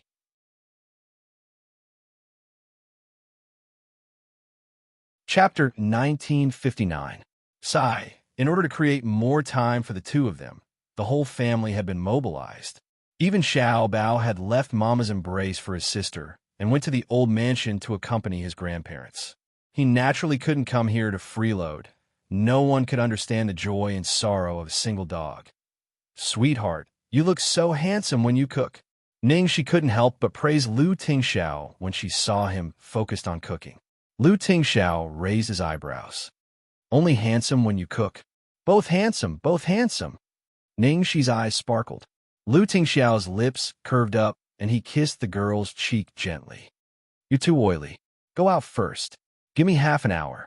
Ningxi wanted to stay with Lu Tingxiao, but she was worried that she wouldn't be able to resist swallowing him before eating, so she obediently left the kitchen. After dinner, Lu Jingli wanted to go back, but it was too late, so Lu Tingxiao asked him to stay. Brother, sister-in-law, will I disturb you if I stay here?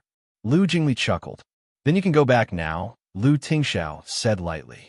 Oh, I drank a bit. I'm a bit sleepy. I'm going to bed. Bye. Lu Jingli hurried into the bedroom, not giving Lu Tingxiao a chance to drive him away. Just at this moment, a low and deep roar sounded out from an unknown corner, shocking everyone's hearts.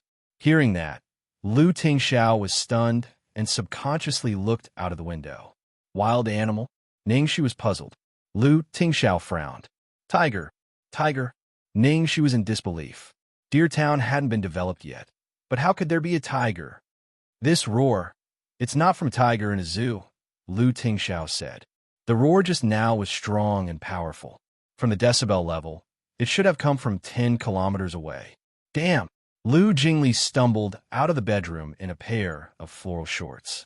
His face was full of confusion. What just happened? Were you guys watching Animal World? Probably a wild animal escaped from the zoo, Ningxi explained. Lu Jingli was shocked. Sister-in-law, you must be joking. It's so remote around here. How can there be a zoo? There isn't a zoo in town? There aren't any wild animals nearby either. They're all fawns and rabbits. Do wild beasts that escape from a zoo only wander around the zoo? Ningxi asked. This Lu Jingli was speechless. Brother, sister-in-law, I thought about it.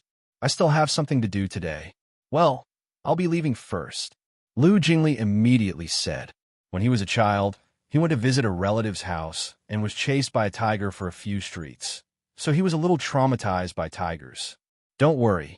Let's go. Lu Tingxiao got up and took Ningxi upstairs. Fuck. Brother, don't scare me. Lu Jingli looked out of the window. It was late at night, and visibility was extremely low. So what if it's a tiger?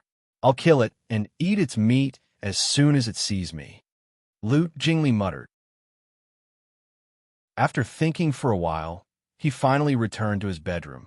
In a certain corner of Deer Town, a white tiger about twice the size of an ordinary tiger was advancing forward. If someone saw this scene, they would definitely be shocked. A young man was lying on the back of the white tiger. He seemed to be in a semi-conscious state. About half an hour later, the white tiger carried the young man to Ningxi's garden house. Roar! A low roar sounded. It was as if the earth was splitting and the mountains were collapsing. It was shocking.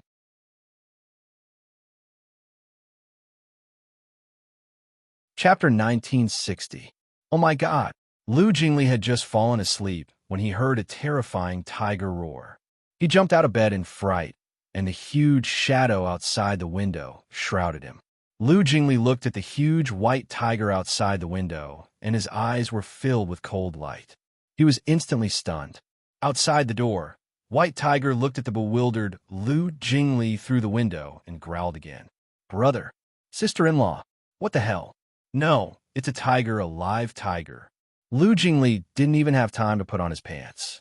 He ran out of the bedroom at the speed of a 100-meter sprint and rushed to the second floor. The tiger roar outside the window was like the collapse of a huge mountain. It was frightening and instinctive. It was a sense of fear that came from the food chain. Brother, sister-in-law, something bad has happened.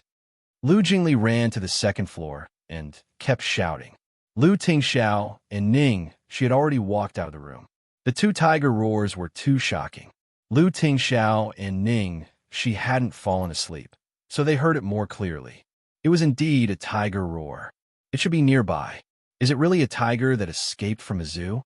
Ning, she looked puzzled. It's nearby, sister-in-law, just outside my window. Lu Jingli was still in shock. He opened his eyes in a daze and saw a huge white tiger outside the window. He was almost scared out of his wits. Let's go and have a look. Lu Tingxiao said. Brother, go and have a look. It's a tiger. Do you think it's a monkey? Don't forget that I was almost killed by a tiger when I was a child. Lu Jingli grabbed Lu Tingxiao like an octopus. Lu Tingxiao glanced at Lu Jingli. Get off me. Oh, Lu Jingli felt wronged. Ning, she followed Lu Tingxiao, and the three of them walked to the guest room where Lu Jingli was. The window was still open, and the moonlight was dim. Through the moonlight, a huge white tiger appeared. White tiger, Lu Tingxiao frowned. How could there be a native white tiger in the capital? Ghost. Suddenly, Lu Jingli rubbed his eyes and looked at the back of the white tiger. He immediately looked up and down. This was really a ghost. Hearing this, Ning Shi's body shook. It was already extremely strange for a white tiger to appear outside their own house in the middle of the night. And now, this word suddenly came out of Lu Jingli's mouth. Ning Shi was not afraid of anything, but she was afraid of ghosts. It's a human. Lu Tingxiao quickly comforted the girl beside him. He followed Lu Jingli's gaze and saw a figure on the back of the white tiger. Brother, the white tiger is carrying a person? Are you kidding me? It's more likely to be carrying a ghost. Lu Jingli curled his lips. What is it? Ning, she frowned. Lu Tingxiao took a few steps forward and looked carefully. Han Xiao, Lu Tingxiao said. What the hell? Ning, she thought she heard wrong. What did her sweetheart just say? Han Xiao, Lu Tingxiao repeated. Hearing Lu Tingxiao's words, Ning Shi immediately walked forward. Fuck. When Ning Shi saw the young man on the back of the white tiger, she was completely stunned and her mind went blank. Now, Han Xiao was in a coma and there were obvious wounds on his body. No way. He is Han Xiao, the super martial arts master. Lu Jingli opened his mouth in astonishment. Every man had a dream in the martial arts world. It could be in a game of swords and sabers, or in a book, or in reality. When Lu Jingli learned of Han Zhao's existence, he also wanted to see the true face of this martial arts master. Chapter 1961. However, Lu Jingli didn't expect Han Zhao to appear in such a manner the first time he saw him, riding on the back of a white tiger. If Han Zhao wasn't in a coma, he would be super cool. What's going on? Lu Tingxiao frowned. He knew Han Zhao and had heard Ningxi talk about him countless times. He even took Ningxi from Han Zhao and saved Xiao Bao and Ningxi's lives. Impossible. How could the god be injured? Ningxi couldn't believe it. Others didn't know Han Zhao's strength, but she did. The freak that couldn't even be hurt by bullets was lying on the back of a white tiger, unconscious. No, let him in. Ningxi was anxious. In Ningxi's eyes, Han Zhao wasn't only her brother, but also her benefactor. If it wasn't for Han Zhao, she and Xiao Bao wouldn't be alive. No, no way. Lu Jingli was agitated and stopped Ningxi. Sister-in-law, why did you let the god in? He's on the white tiger. Han Zhao was on the back of a white tiger. What should she do? Tell white tiger, good baby, put God Han Zhao down? Or put the white tiger with him? Solve the white tiger's problem of food and clothing? Ningxi was also taken aback by Lu Jingli's words. She felt extremely strange in her heart. Just how did Han Zhao get injured, and how did it end up on a white tiger? It's okay. Open the door, Lu Tingxiao said. Brother, are you sure? Lu Jingli thought Ningxi and Lu Tingxiao were crazy. This white tiger shouldn't hurt people, Lu Tingxiao said. Before Ningxi could speak, a shocking scene appeared outside the window. White tiger placed Han Zhao on its back in front of the window, then immediately retreated a dozen meters. Holy shit! This scene caused Lu Jingli to be greatly surprised. This white tiger is so intelligent. Lu Jingli couldn't understand. It's more intelligent than a dog. Is it strange that a tiger is more intelligent than a dog? Ningxi asked. I know, but I've never been in contact with a tiger, only a dog. Lu Jingli said matter-of-factly. Lu Tingxiao ignored Lu Jingli. Without any hesitation, he opened the door and carried Han Zhao into the room. White Tiger stood motionlessly in the distance, and only turned around and left after Han Zhao was brought into the house. I'll call the doctor over first. If he really can't do it, we'll send him to the hospital, Lu Tingxiao said. All right, Ningxi nodded. Lu Tingxiao stood up and made a phone call to ask the doctor to rush over. Lu Jingli looked at Han Zhao curiously. This was the pervert that Ningxi had mentioned before.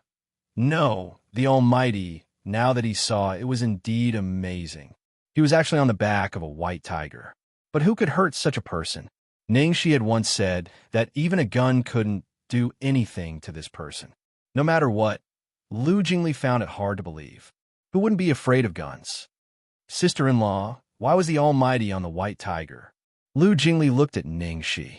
I don't know. I've learned a lot.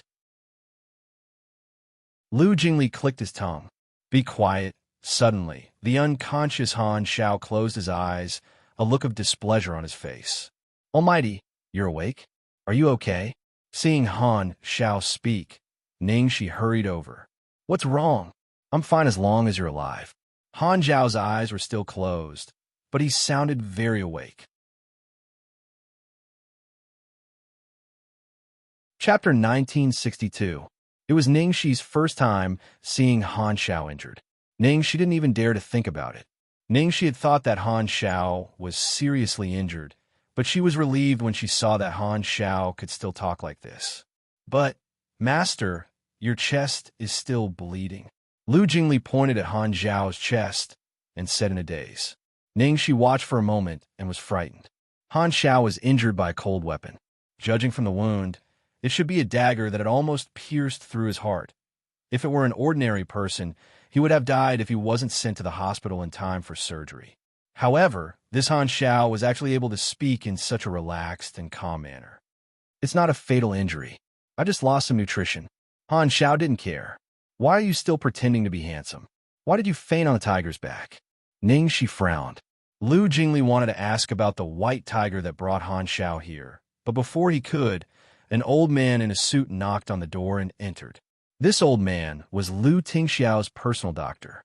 As soon as he entered the room, the old man saw Han Xiao and quickly squatted down to examine Han Xiao. "Mr. Lu, is this the injured person you mentioned?" "Yes. He lost a lot of blood. The wound is very deep, very close to his heart." The more the old man examined Han Xiao, the more frightened he became. The wound was caused by a sharp weapon. If it were an ordinary person, he would have died from the pain. Plus, if he didn't receive treatment in time, he would die soon. But this young man looked calm and didn't care about his injury at all. Unfortunately, there was no equipment. If there was, he would have to examine this person to see how strong his body was. "How is it?" Lu Tingxiao asked. "Strange. It doesn't seem to be a big problem, but the wound." The old man looked confused. "Disinfect the wound and stitch it up," Han Xiao said. "Young man, you have to go to the hospital. The injury is too serious. I can't treat it here," the old man reminded him. "No need." Han Xiao didn't care. He was the best doctor and knew his body condition better than anyone else. "Mr. Lu, look." The old man's eyes fell on Lu Tingxiao. This man seemed to be Lu Tingxiao's friend. If anything happened to him, the old man couldn't take responsibility. "He told you to disinfect and stitch it up. Just do it." "Ning," she said hurriedly. No matter what, she chose to believe Han Xiao. "Do it," Lu Tingxiao said. Then, all right. Left with no choice, the old man could only follow Han Xiao's instructions and disinfect the wound before stitching it up. After stitching up Han Xiao's wound, the old man stood up and used the washroom to clean himself up. After giving a few words of advice, he took his leave. Han Xiao, what happened? How did you get this injury?" Lu Tingxiao gave Han Xiao a set of clothes. After Han Xiao changed into the clothes, Ning she asked. "I was beaten up by someone," Han Xiao replied with an indifferent expression on his face. "You?" Ning was surprised. "You were beaten up like this?" Ning she was surprised. Ning she knew very well what kind of freak this was. A freak that could even dodge bullets. How could he be beaten up like this? "I was almost killed. Fortunately, I was alert enough, or else the dagger would have stabbed my heart." Xiao, he's a DS about it. Ning said. Xiao is he really human? Lu Jingli's mouth twitched. Someone almost stabbed him in the heart with a dagger, but he only stitched it up. Now, he looked like he was fine. It was just as Ning she had described. He was a super monster. Chapter 1963. Who could hurt you like this? Ning she couldn't help but ask. "Well, let's not talk about it." Han Xiao didn't seem to want to continue the topic. "Great God, you're so awesome. How could you be hurt like this?" Lu Jingli looked at Han Xiao and asked recklessly. "Brat, I was attacked while I was asleep." Han Xiao rolled his eyes. "Great God, you're so awesome. How could you be attacked?" Lu Jingli was very puzzled. "I'm so awesome. Do you believe I can kill you with one palm?" Han Xiao stared at Lu Jingli. "Great God, the guy who attacked you is a bastard. As the saying goes, an honest man doesn't do underhanded things, especially in a duel of life and death between gods like you. How could he use such a despicable method?" Lu Jingli's face was full of hatred. "Ning Shi, who is this?" Han Xiao looked at Ning Shi in confusion. "My brother-in-law was scared by your white tiger just now. I'm a bit talkative, don't mind." Ning Shi's mouth twitched slightly. "By the way, how did you get brought here by a tiger?" Ning Shi asked the question in her heart. "That's my friend." Han Xiao yawned. "Albino Bengal tiger has been with me since I was a child, 7 years." Ning Shi was a bit speechless. She really guessed correctly. It was indeed a beast raised by this pervert. "Hey, where's my white tiger?" Han Xiao suddenly realized that the white tiger wasn't here and looked around. "Why didn't you let my white tiger in?" Han Xiao asked in surprise. Ning, she held her forehead helplessly. "Please, Almighty, not everyone is as perverted as you. That's a beast you're rearing. Think with your toes. Who would dare to let a tiger into their house without knowing? What are you afraid of? My white tiger is smarter than humans. It won't bite you." Han Xiao immediately stood up and went out to find the white tiger. "Let him rest," Lu Tingxiao said. Ning she nodded and quickly pulled Han Xiao back. "Just lie down don't struggle anymore, please." The wound had just been disinfected and stitched. It couldn't move. If it got infected or the thread was broken, it would be very troublesome. "I'll help you find it." Lu Tingxiao put on his coat. The person in front of him had saved Xiaobao and Ning Shi, so it was reasonable for him to help him. "Follow me," Lu Tingxiao said to Lu Jingli. The bad news came so suddenly that Lu Jingli was about to cry. "Brother, the Almighty needs help. Look at how badly he's injured. If he's thirsty or something, I can still help." Asking him to go out and find a giant white tiger in the middle of the night, he was practically his own brother. Ning, she was speechless. "Sweetheart, let me go with you." Then he said to Lu Jingli, "You stay at home and take care of the Almighty." Lu Jingli nodded like a rattledrum. Thus, only Lu Jingli and Han Xiao were left in the hall, staring at each other. "Almighty, can you teach me how to tame a tiger?" Lu Jingli took the opportunity to ask. Han Xiao asked, "A tiger needs to be tamed?" Lu Jingli, in the dark night, the two of them searched everywhere for traces of a white tiger. If they didn't find it before dawn, the people in the town would be alarmed, and there would be a riot. After searching for about 15 minutes, Ning Shi stopped on a small hill. She shone the flashlight in front of them and immediately pulled Lu Tingxiao over. "Look!" Lu Tingxiao turned around and looked in the direction of the flashlight. A giant white tiger crouched on the ground, its eyes also staring at Ning Shi and Lu Tingxiao.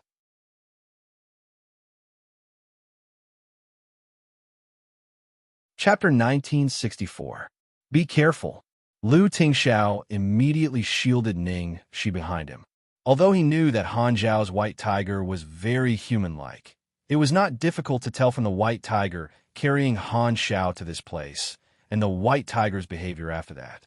But almost instinctively, humans still maintained a certain degree of vigilance against the beast at the top of the food chain. "Baby!" Ning Shi stared at the giant Bengal tiger and tried to call out softly. Hearing Ning Shi's call, the white tiger seemed a little hesitant. It slowly stood up and actually wagged its long, snowy tail at Ning Shi. Lu Tingxiao looked at the white tiger and couldn't help but be amazed.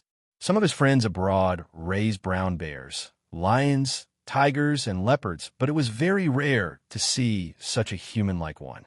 Soon, the white tiger walked to Lu Tingxiao and Ning Shi's side and was very quiet. "Baby, don't be afraid. Come home with us." Ning Shi couldn't help but touch the white tiger. The white tiger shook its body and looked very docile. "Baby is really great." He didn't expect that the method he used on Xiaobao would be effective on the white tiger. Of course, the most important thing was that she had Han Zhao's aura on her. He knew that he didn't mean any harm. It was Han Zhao's aura. Ning Shi couldn't help but admire Han Xiao again. How did he tame a beast at the top of the food chain like this? "Let's go." Lu Tingxiao didn't dare to relax. He protected Ning Shi from the side and walked in the direction of the flower house. Along the way, Ning Shi couldn't help but look back at the white tiger. If the white tiger wasn't so big, Ning Shi would have hugged it in her arms. "Sweetheart, I also want to feed a white tiger." Ning Shi couldn't help but say. "Unless Han Xiao helps you tame it." Lu Tingxiao said. Ordinary cats and dogs were fine, but lions and tigers at the top of the food chain were best not to provoke them. Even if they were raised from young, when the tiger grew up, a little carelessness could lead to a tragedy. "Ask him to help me tame it?" "I'm afraid I can't afford it." Ning, she shook her head. After she tamed Han Xiao, would still be hers, but it was really too cute, too cute. Looking at the white tiger wagging its snowy tail and staring at her gently, Ning she felt that her heart was about to be melted by this albino giant Bengal tiger. What kind of ferocious beast was this? It was simply a super cute mythological beast. Why raise a cat or a dog? If you want to raise a tiger, raise a tiger. Half an hour had passed by the time he returned to the garden house. Fortunately, the building was designed to have 2 doors. Otherwise, the albino Bengal tiger's body would not be able to squeeze in at all. Even so, it was not easy for the white tiger to enter the room. "My mother," Lu Jingli stared at the white tiger in the living room and felt his scalp go numb. Goosebumps rose all over his body. Occasionally, Lu Jingli's body would tremble under the white tiger's domineering gaze. If this thing suddenly became ferocious, even 100 of him wouldn't be enough to be smacked to death by that huge tiger paw. Little darling, be careful. Ever since Ningxi returned, she had been pestering the white tiger. Her hands kept touching the white tiger's body. That soft fur was simply extremely comfortable. The best hand feeling in history. Shake hands. Ningxi held white tiger's huge claws with both hands and touched the soft meat pad. It was a super enjoyment. What was surprising was that when the white tiger played with Ningxi, it took the initiative to withdraw its sharp claws into the meat pad, as if it was afraid of accidentally hurting Ningxi. My little darling, I really love you. It didn't take long for Ningxi to become familiar with the white tiger. She held the white tiger's head and kissed its forehead. Chapter 1965. But Lu Jingli looked at Ningxi as if she was a pervert. She said she was cute, and she even rubbed it. Han Xiao, I made up my mind. Suddenly, Ningxi shouted at Han Xiao, who was eating a peach. Han Xiao looked at Ningxi in confusion. What? I've decided to adopt you, an albino Bengal white tiger. Don't thank me. Ningxi hugged half of the white tiger's body and didn't want to let go. Adopt my white tiger? Han Xiao was stunned and didn't understand the meaning of Ningxi's words. Are you dreaming? When Han Xiao came to himself, he curled his lips. She wanted to steal his white tiger and told him not to thank her. Was she a bandit? Brother Han Xiao. Ningxi softened. No way. Han Xiao refused directly. Grandpa Han Xiao. No way. There was still no room for negotiation. 100 KFC luxury buckets. Ningxi laughed. No. Han Xiao was unmoved. I'll give you a KFC. Ningxi made a ruthless move. 10,000 KFC? This time, Han Xiao finally resisted the temptation of KFC and didn't disarm and surrender. For a foodie, it was not easy. That night, Lu Jingli didn't sleep at all. It was not because he didn't want to leave the white tiger like Ningxi, but because he couldn't sleep well. If he slept in the middle of the night and died under the tiger's mouth, who could he blame? For a few days, Han Xiao lived and ate in the small building in the garden. Lu Tingxiao arranged everything so that Han Xiao could rest in peace. As for Ningxi, in order to spend a few more days with the white tiger, she couldn't wait to let Han Xiao live here. A week later, Han Xiao's injury was completely healed and he left with the white tiger. Before leaving, he took almost all the snacks and food in the small building in the garden on the pretext that the white tiger needed food. After Han Xiao left with the white tiger, Ningxi suddenly realized what was going on. Damn it. She had never heard that a tiger could eat snacks. This foodie had no integrity at all. A few days later, Zhez called Ningxi and asked her to meet him at the private club last time. It was noon when they arrived at the place. In the private room, Zhez saw Ningxi come in and pulled the bench for her. Ningxi was flattered. Thank you, Mr. Zhez. Miss Ningxi, you're welcome. If you can you call me Grandpa? Zhez stared at Ningxi and asked nervously. Hearing this, Ningxi was stunned. This kind and amiable old man in front of him, who was also his idol, wanted him to call him Grandpa. He couldn't refuse this no matter what. Grandpa Zhez. So, Ningxi called out, Thank you.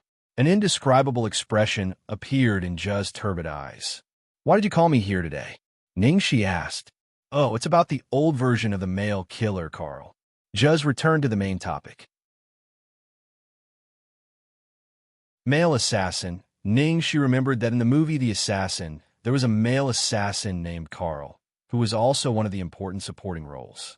He was a cross-dressing assassin and had a good relationship with the female lead. The two of them often went out on assassination missions together. The background of Carl in the new script has been changed. He is a mysterious Oriental killer, a Chinese man who is only inferior to the female assassin.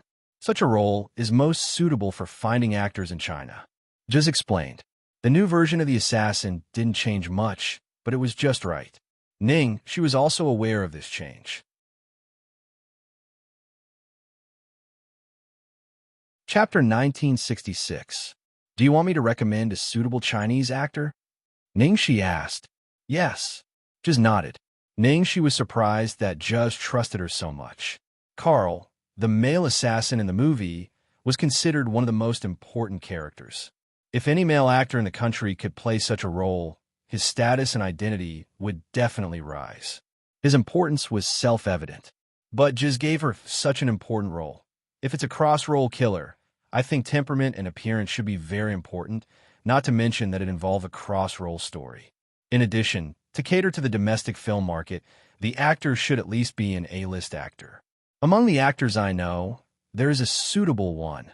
Ning, she said cautiously after pondering for a moment. That's great. Just took out a contract and handed it to Ning Shi. This is the contract. The salary and some details are all in the contract. Thank you, Zhuzh said. Ning Shi was stunned again after taking the contract. Did he just give it to her? She only said a few words, didn't she? Wasn't he being a little too trusting of her? Out of caution, Ning Shi declined, but Zhuzh trusted her very much and entrusted it to her politely. In the end, Ning Shi couldn't refuse and took the contract. After all, she was sure that the person she recommended would win. After leaving the private club, Ning Shi drove to a villa in the capital without delay and knocked on Jiang Mai's door. Jiang Mai was wearing pajamas and slippers. His hair was a bird's nest, and he was holding a game controller in his hand. When he opened the door and saw Ning Shi, he was stunned.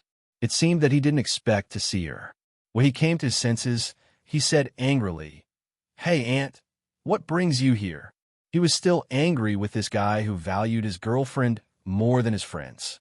Ning Shi didn't answer. She looked into the room and asked mysteriously, "Is there anyone in there?" "Bullshit." Jiang Mai glared at her when he realized what she meant. Was he such a reckless man? Didn't you say that you have a date with a beautiful woman? I'm just afraid that I'll disturb your happiness. Knowing that Jiang Mai had no woman, Ning, she didn't have any scruples. She directly pushed him away and swaggered into the room. Jiang Mai closed the door and dashed into the room. He quickly sat on the sofa and started playing games again with the game controller. "Stop playing. I have something serious to talk to you about," Ning, she said when she saw Jiang Mai playing the game enthusiastically. "I'll tell you later. I've been fighting all night. I'm very nervous." Jiang Mai was unusually focused.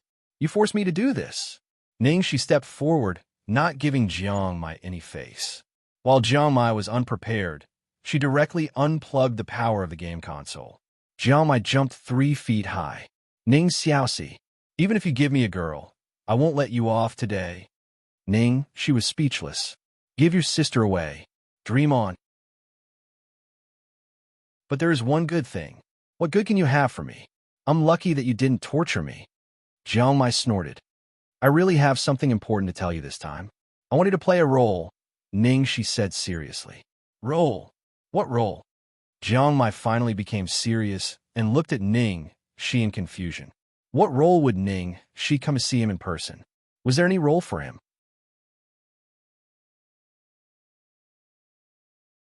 Chapter 1967. A male killer, Ning, she said. Male assassin. Jiang Mai touched his chin. He actually quite liked the role of an assassin, who could act cool. A cross-dresser, Ning, she added. What's that? Jiang Mai was taken aback. A killer dressed as a woman. Ning, she explained in detail. The next second, Jiang Mai jumped up, pointed at Ning, she's nose, and shouted, "Ning Xiaoxi, you pervert! You still don't want to give up. Why do you want me to dress as a woman? Don't even think about it. I won't dress as a woman." Really? Ning, she narrowed her eyes. Really? More real than pearls. If I dress as a woman, I'll be your son. Jiang Mai sneered. Alas. Ning, she shook her head and said with pity, I was thinking of you, but you didn't appreciate it. Forget it. You should keep such a good thing for yourself. Jiang Mai said with an expression of, I'm grateful to your whole family. It's a pity that I have to find someone else to play the role of Killer Carl. Ning, she turned around and left. What? Killer Carl? Jiang Mai stood in front of the door immediately. Did you just say, the killer in the Hollywood movie? Jiang Mai asked tentatively. Yes. What else? Ning, she nodded.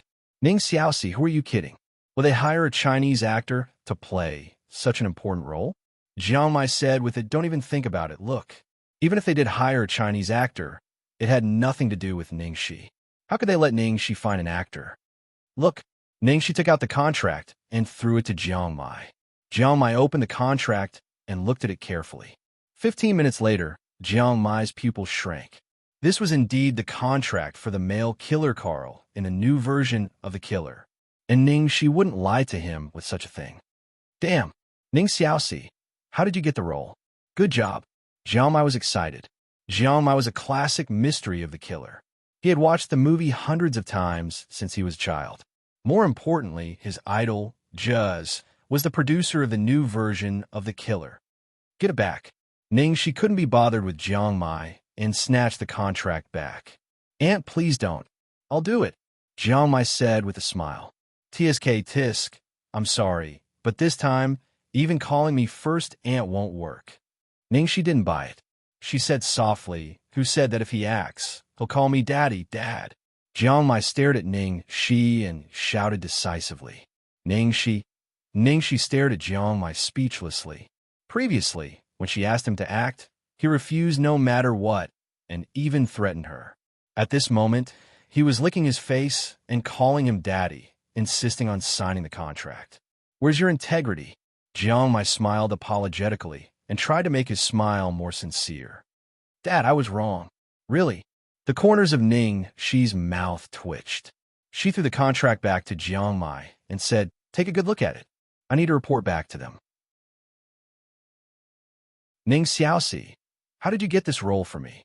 Jiang Mai couldn't wait to sign the contract and asked in confusion. Mr. Juz asked me to look for a suitable actor and recommended you to him, Ningxi said. Hearing Ningxi mention Juz, Jiang Mai was a little surprised.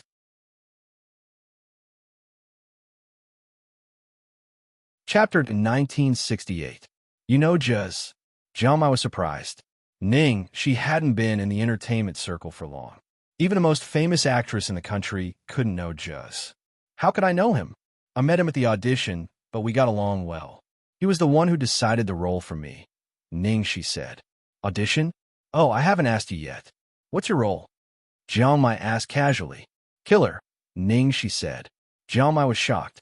Don't tell me you're playing the female lead. Anna? Ningxi had expected this reaction.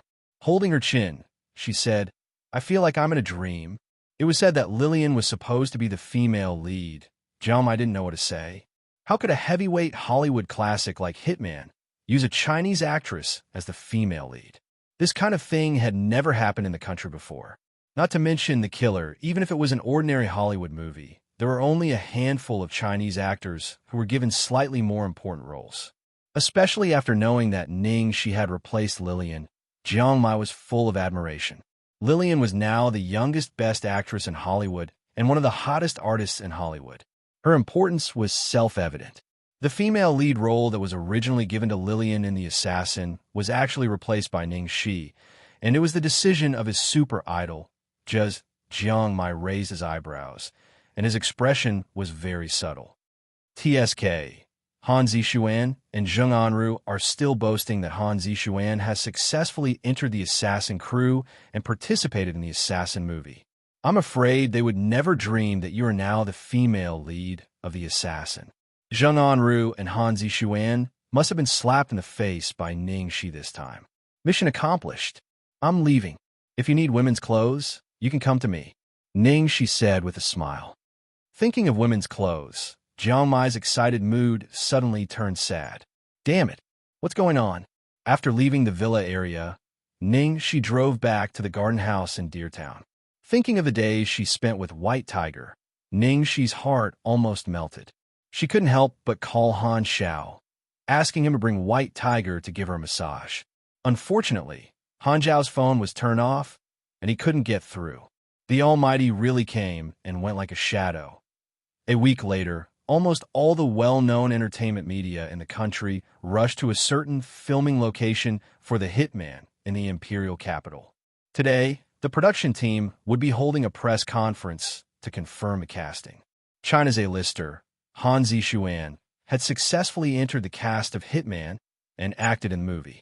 Every media outlet wanted to get first-hand information and interview her. A temporary base for the show. The prestige monarch appeared for the first time. The black suit accentuated his slender figure to the extreme. Emperor Prestige. Oh my god, so handsome. After seeing the mighty emperor in person, many of the media were instantly convinced. Wei Di was even more handsome in person than in front of the camera. The Wei Di came out to greet them before hurriedly leaving. After that, Lillian and some of Hollywood's top actors also appeared and politely answered a few questions from the Chinese media before returning to the set. About half an hour later, Han Zixuan, her two assistants, and Zheng Anru appeared in front of the media. Miss Han Zixuan, may I ask how you managed to successfully act in The Assassin this time?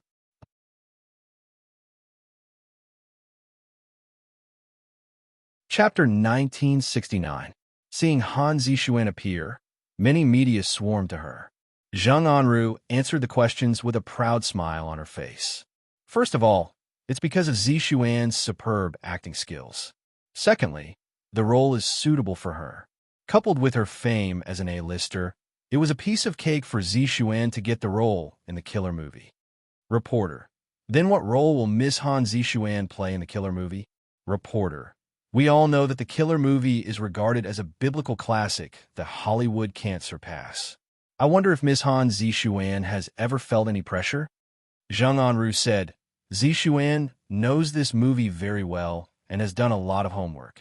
In order to concentrate on this movie, she even temporarily put aside her work in the world. I dare not say that I will surpass her predecessors, but I will definitely try my best to play the role vividly and vividly. As for the role, although there aren't many scenes, everyone should know that even in an ordinary Hollywood movie, it's extremely difficult to get a role, especially in a biblical classic like An Assassin. For Zixuan to be able to get such a role, especially to be able to share the stage with Hollywood's best actor in Lillian, it's already something to be proud of. By the way, it is said that Miss Ningxi also participated in the audition of the Killer movie, but there is no news from Xianxia Entertainment.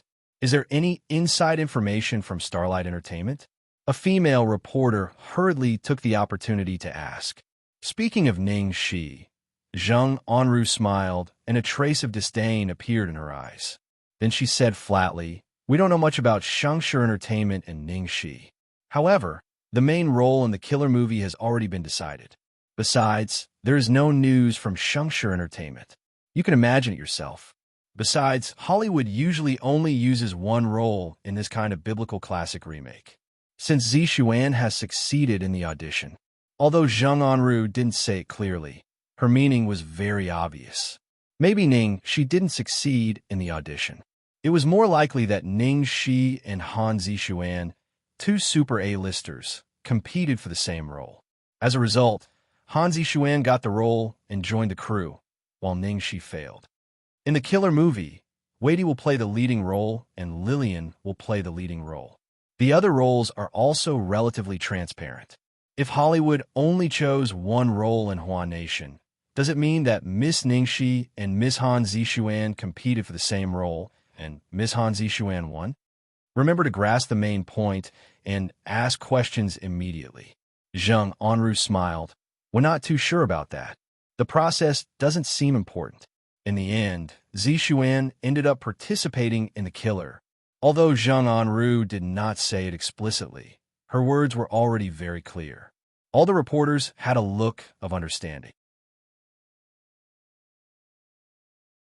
While they were talking, Su Tao appeared on the set with several assistants and Ningxi. Yo! Su Tao looked at Zheng Anru, who was not far away, and said, Zheng Anru, the gold medal agent, did you bring your minor role to win glory for Starlight Entertainment today? Seeing Su Tao and Ningxi suddenly appear here, Zheng Anru sneered. What's the matter? You came here with a has-been actress who can't even get a cameo role? Are you trying to gain exposure?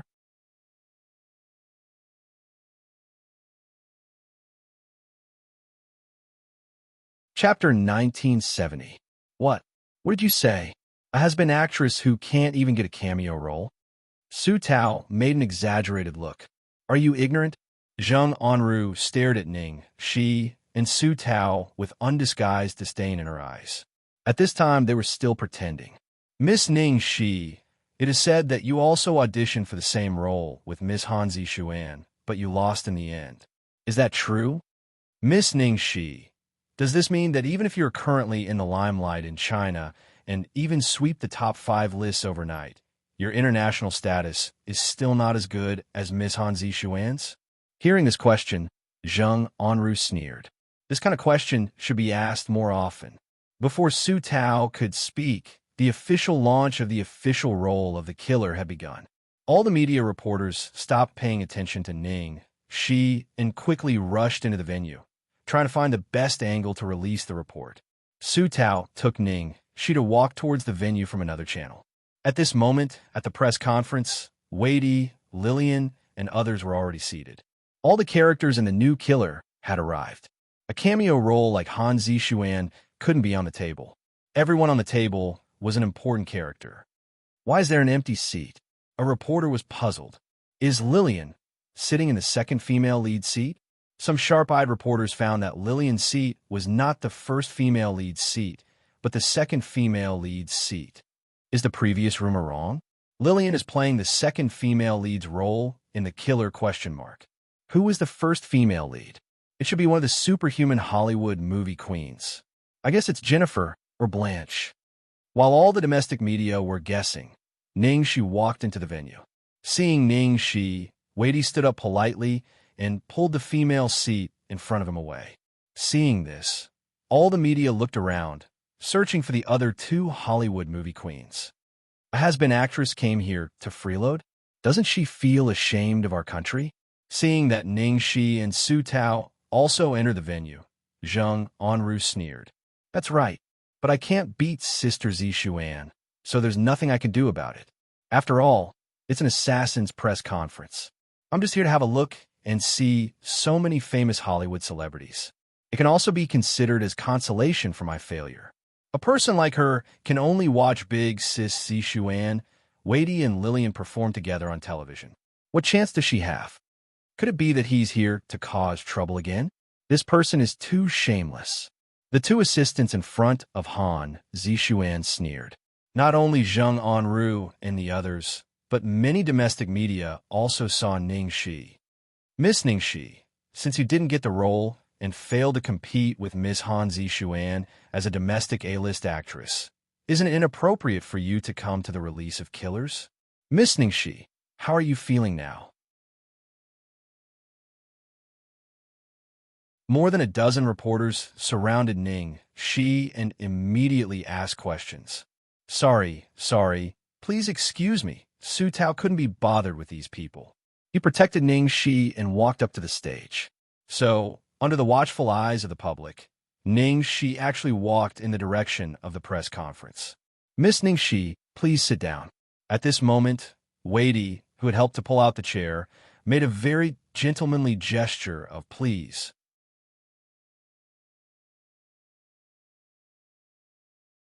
Chapter 1971. Thank you. Ning Shi nodded to express her gratitude. Under everyone's shocked and incredulous gaze, she sat firmly on the leading actress seat. Seeing this scene, Han Zixuan, Zheng Anru, the assistants, and the reporters were all completely stunned. Zheng Anru's disdainful smile froze on her face as if she had been petrified. Ning Shi walked forward slowly and finally sat down on the leading actress seat. Lillian looked at Ning Shi from time to time. She didn't know what the director was thinking.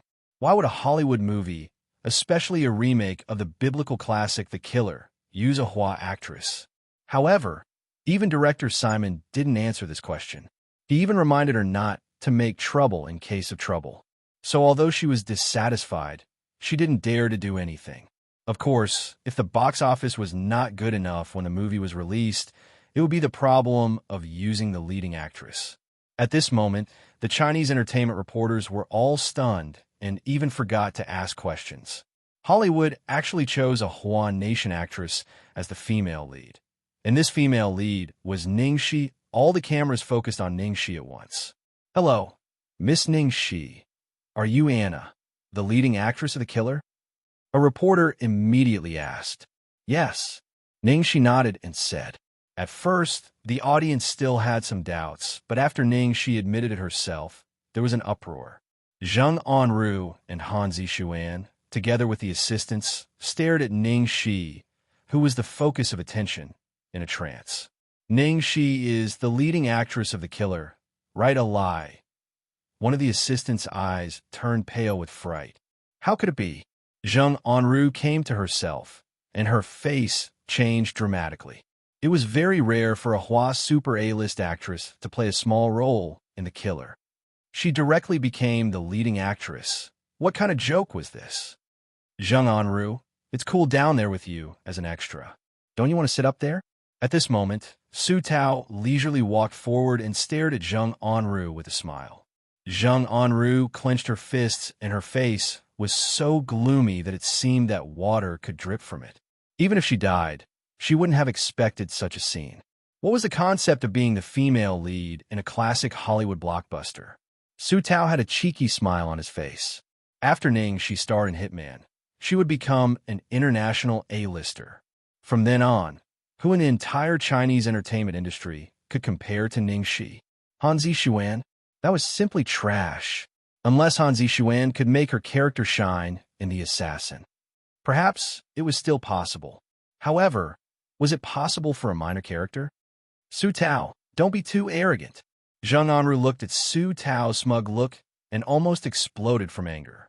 They had thought that after Han Zixuan got the role, her status in the Huan nation entertainment industry would be unshakable.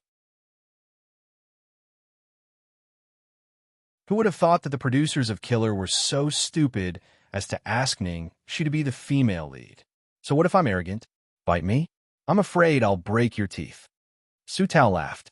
Seeing Zheng Anru's flustered and exasperated appearance, Su Tao was extremely delighted. What are you so proud of?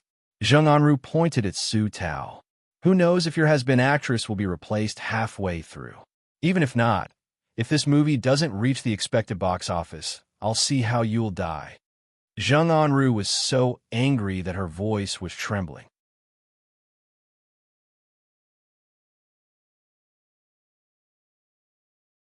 Chapter 1972. That's a matter of the future. Let's see if you'll die now. Seeing that it was about time, Su Tao turned around and left with satisfaction. He did not look at Zheng Anru again. Zheng Anru stood there with a gloomy face. She didn't say a word, and her heart was in a mess. This time, she was really panicking. Miss Ning Shi, how did you get the role of the killer woman? The reporters asked Ning Shi. Before Ning Shi could answer, Assistant Director Simon Joseph said, "It's simple. Because Miss Ning Shi's image and temperament are very suitable for the role of Anna. This is the first time that Hollywood has used a Chinese actress as the leading actress, and Miss Ning Shi is the most suitable one as the most famous actress in Hua." The Prestige Emperor also chimed in. This was a slap in Han Zixuan's face. "Mr. Will, have you seen Miss Ning Shi's works?" At this time, a male reporter asked. Probably no one had expected that not only Director Simon, but also Wadey was speaking for Ning Shi. Although they were on the same side now, it was still unbelievable. Yes, a few days ago, I read Miss Ning Shi's works after learning that I would be acting with Miss Ning Shi. Under the Heavens is a movie with strong Chinese characteristics. Although I don't understand it, Miss Ning Shi did a great job in playing the role of Meng Chang'e. There's also a movie called Mother, in which the blind mother. It can be said that it's the epitome of human maternal love and the understanding of human nature.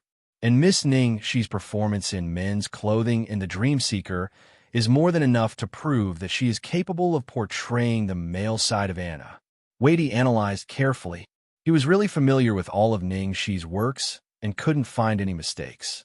In fact, Wadey had watched Ning Shi's works and appreciated them very much. So, I'm a fan of Miss Ning Shi, and I look forward to acting with her. Wadey smiled. Thank you, Mr. Will. Ning Shi said to Wadey. She was totally surprised to receive such a high praise from Wadey. I didn't expect Mr. Will to be a fan of Miss Ning Shi. After hearing Emperor Wei's comments, many of the domestic entertainment media were shocked. Mr. Will, thank you for your answer. I have another question. Between Miss Ning Shi and Miss Han Zixuan, who do you want to act with most? What? The mighty Emperor blanked. Miss Ning Shi or Miss Han Zixuan, who do you want to play with most? The reporter thought that Wei Di didn't hear him clearly and repeated himself. I understand what you mean, but the young lady Han Zixuan you're talking about. I'm sorry. I've never paid attention to her, said the mighty emperor. Top stars like them would never say such polite words on such occasions. If you know, then you know. If you don't know, then you don't know. Following the majestic monarch's words, Zhang Anru and Han Zixuan's expressions were indescribable. The assistants were still complaining. Mr. Will, Miss Han Zixuan is also a superstar in Hua Nation. She is as famous as Miss Ningxi. The reporter was a little embarrassed. I'm sorry, I've only seen Miss Ningxi's works, but I don't know Miss Han Zixuan's works. If I have a chance in the future, I'll have a look. I'll answer your question then, Emperor Weidi said generously.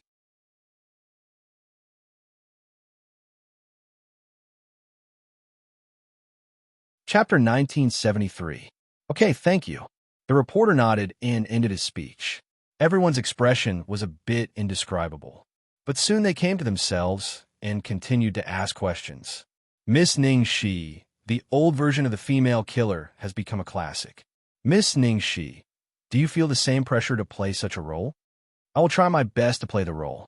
As for the pressure, I will feel it, but just as Ningxi was about to reply, Jiang Mai rushed into the hall with his agent and assistant.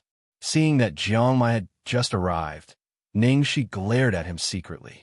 This guy was late for the opening ceremony of the movie in Hua Nation. Seeing Jiang Mai's sudden appearance, many cameras turned to him. Sorry, really sorry.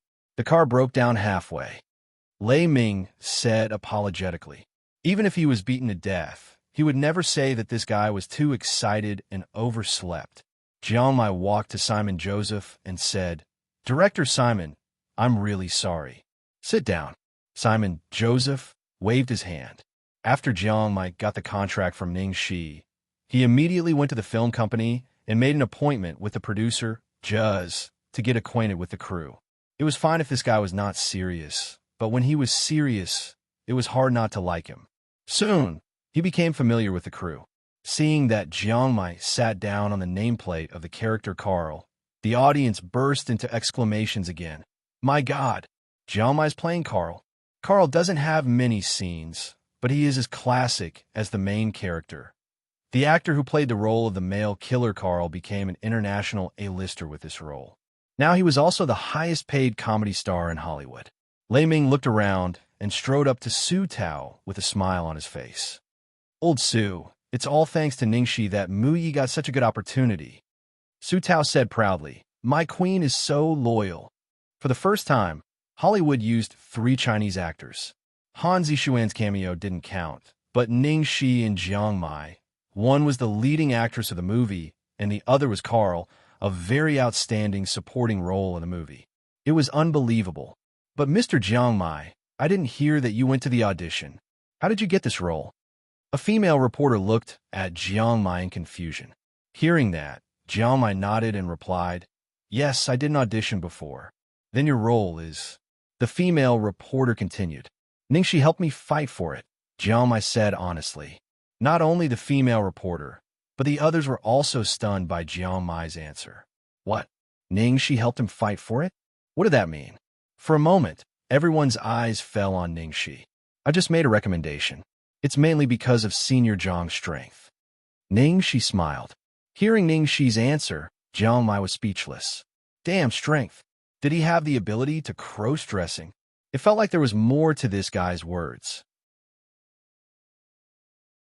At this moment, the Chinese media once again fell silent. All along, they had been comparing Han Zixuan with Ningxi. But looking at it now, it was simply too laughable.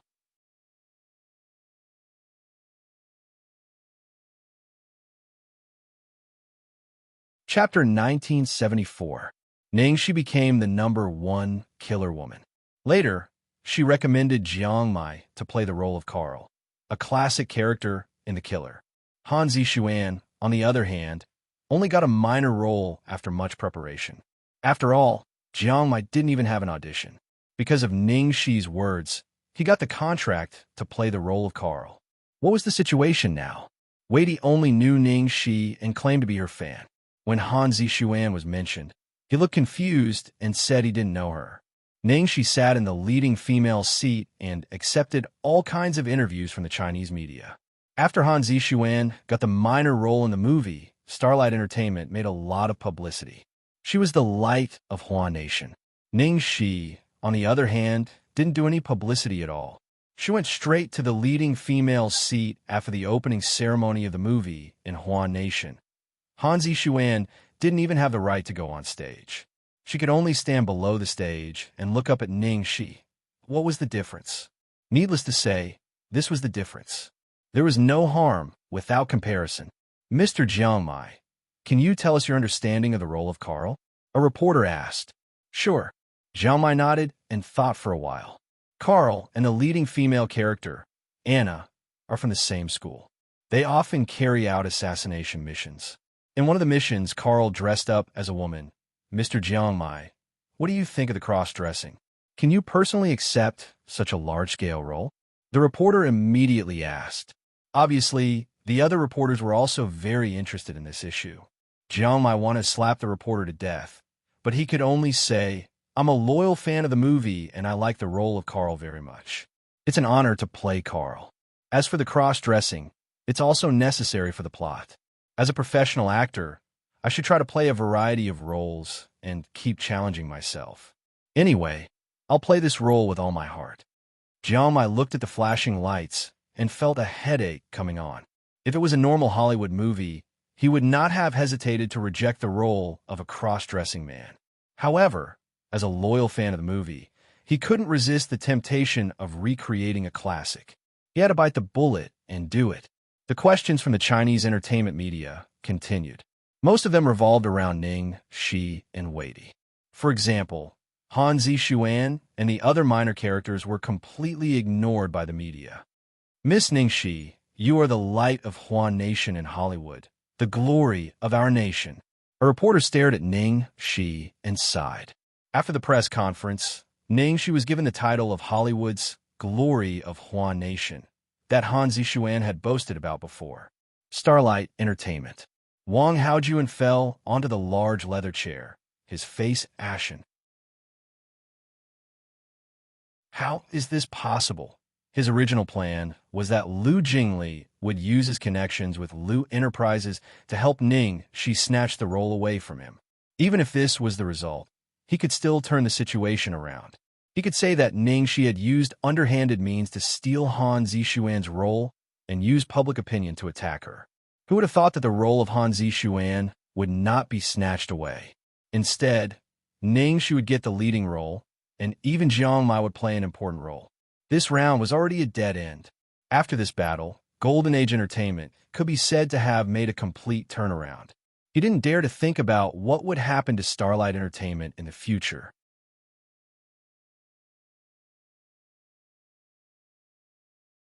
Chapter 1975. Suddenly, there was a knock on the door.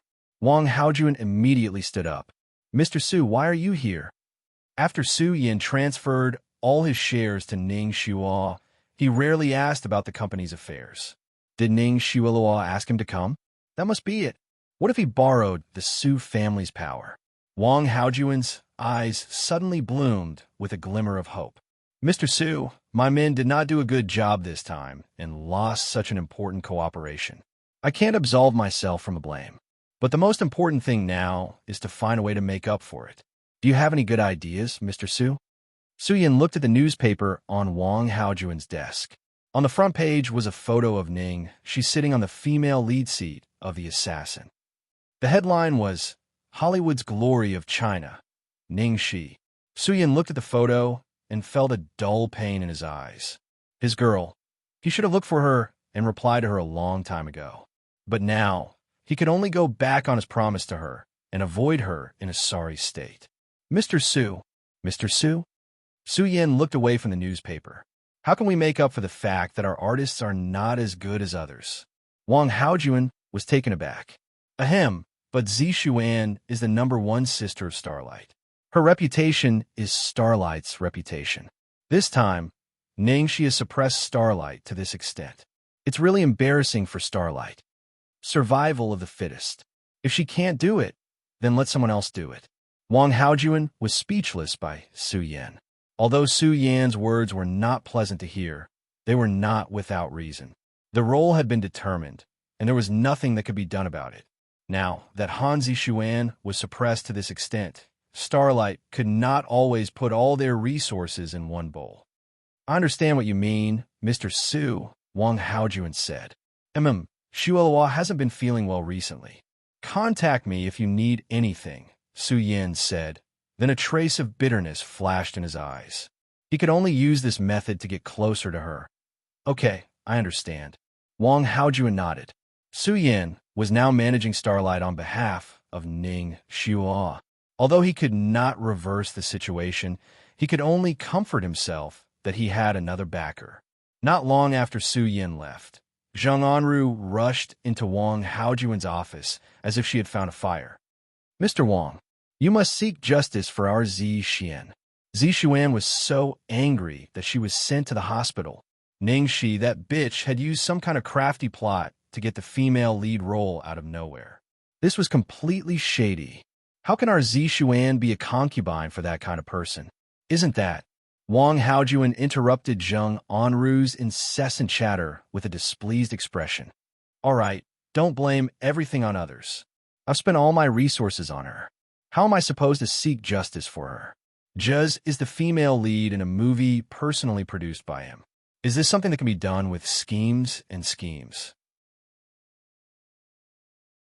Even if Lu Enterprises use their connections, the actors themselves must have enough strength to convince the crew, and even Juz himself. This was more difficult than having connections. After all, it was impossible for Juz to ruin his reputation. If it was said that Wang Haojuan only had some regrets before, then at this moment, he was so regretful that he doubted his life. If Ningxi had stayed with Starlight, this miracle, this great glory, would have all belonged to Starlight, and Wang Haojuan's name would have forever been recorded in the annals of the entertainment industry.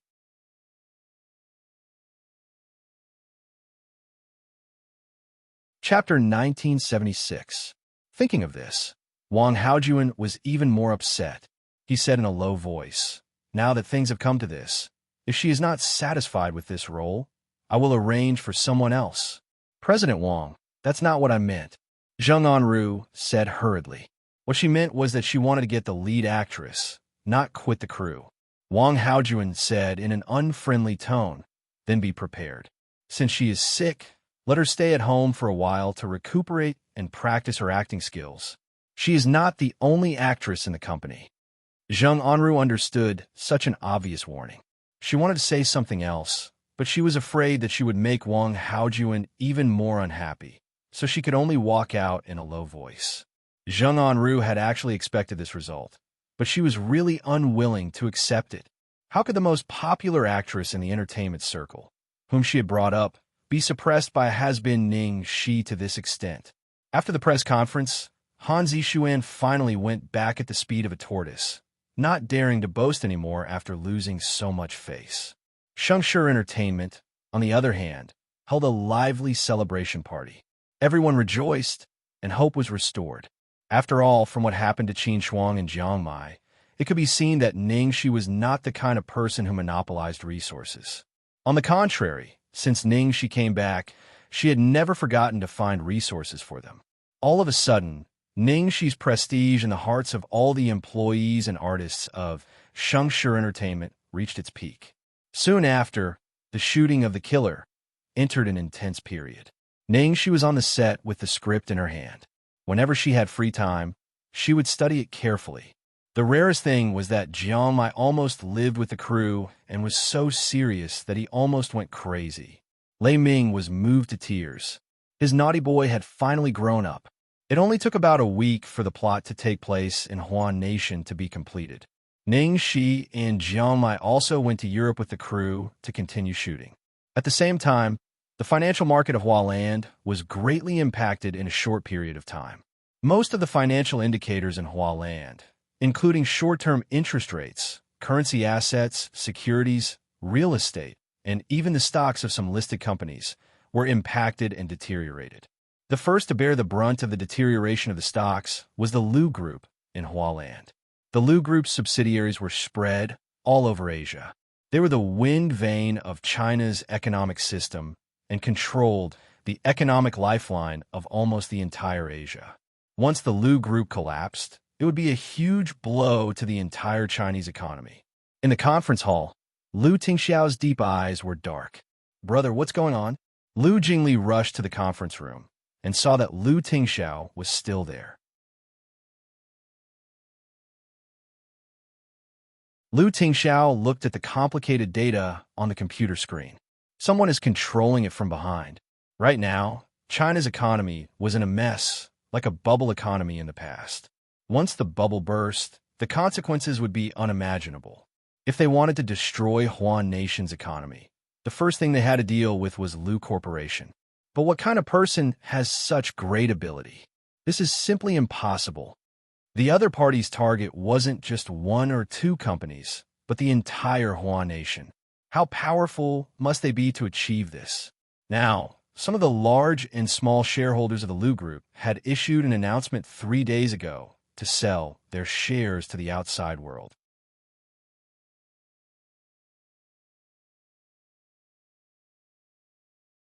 Chapter 1977. And overnight, the shares that had been sold were all purchased by a rather mysterious foreign economic group. If Lu Group were to change hands and fall into the hands of an outsider, it would form a virtual bubble economy. It would be enough to destroy the entire economic chain in a short period of time. Thinking of this, Lu Jingli's scalp went numb. This was definitely a conspiracy. It wasn't just Lu Group. There were also several powerful Xianxia groups in China that had the exact same experience as Lu Group. In other words, they're not just targeting Lu Group. They're trying to control the entire Asian economy. Lu Jingli looked at Lu Tingxiao in horror. There were too many Asian underground forces attached to the Asian economy. If the Asian economy was destroyed, it would be very easy to disintegrate those underground forces. Whether it was disintegrating or using them for their own use, there would be no difficulty at all. Which force is it? I originally thought it was that bastard Yin again, but after thinking about it, even he wouldn't be able to do this. Lu Jingli's brain was about to explode. After a while, Lu Tingxiao opened his mouth and said 2 words, "Lucky Emperor." After hearing these 2 words, Lu Jingli was stunned. After a moment, he said in shock, "What the fuck? No way. We don't interfere with each other. What does that old guy mean by coming to our territory to cause trouble?" And I feel like they're targeting Lu Group this time. If Lu Group didn't change hands, then the current situation would still be stable. But once Lu Group fell, the consequences would be obvious. For example, those powerful listed companies in the country would instantly collapse with the collapse of Lu Group. There would be no room for negotiation. Yin Shun, the internal problem was already bad enough, and now an external enemy had come to interfere. At night, in an old house in the suburbs of Beijing, in the dim shadows, a white-haired man's cold voice could be heard. "Tisk, Uncle Xiao is really lucky." Looking at the man who had betrayed his family in hatred, Xiao Yi's face was unusually gloomy. "Shun, you've been bewitched by that woman. I can forgive you this once." "Huh." Yun Shin chuckled as if he had heard something funny. "Now, I'll give you one last chance. Join forces with me. This is our only chance to overthrow the Lu family." Yun Shin's gaze fell on the man in the darkness. "Looks like Uncle Xiao has found a thick thigh this time. Since that's the case, why do you need me?" Xiao, he was completely infuriated by Yun Shun's nonchalant tone. "Your mother's corpse is still warm. You're just wasting your time like this. Think about it yourself. What have you been doing for an entire year? What did you do?" Yun Shun was slightly stunned. This year, he clearly did not do anything, but he felt that this was the only year that he was truly alive. "I'm pulling you out of the quagmire." Xiao, he sounded exasperated. Yinshin chuckled. "Aren't you afraid that I'll change sides and help Lu Tingxiao like last time and ruin your plan? How dare you?" Xiao, he was furious when Yinshin saw through him. Yun Shun raised his eyebrows. "Uncle Xiao's backer this time is so powerful. What difference does it make whether I dare or not? It's good that you know. No matter what, the Lu family must die this time. If you join forces with me, I can pretend that nothing happened before."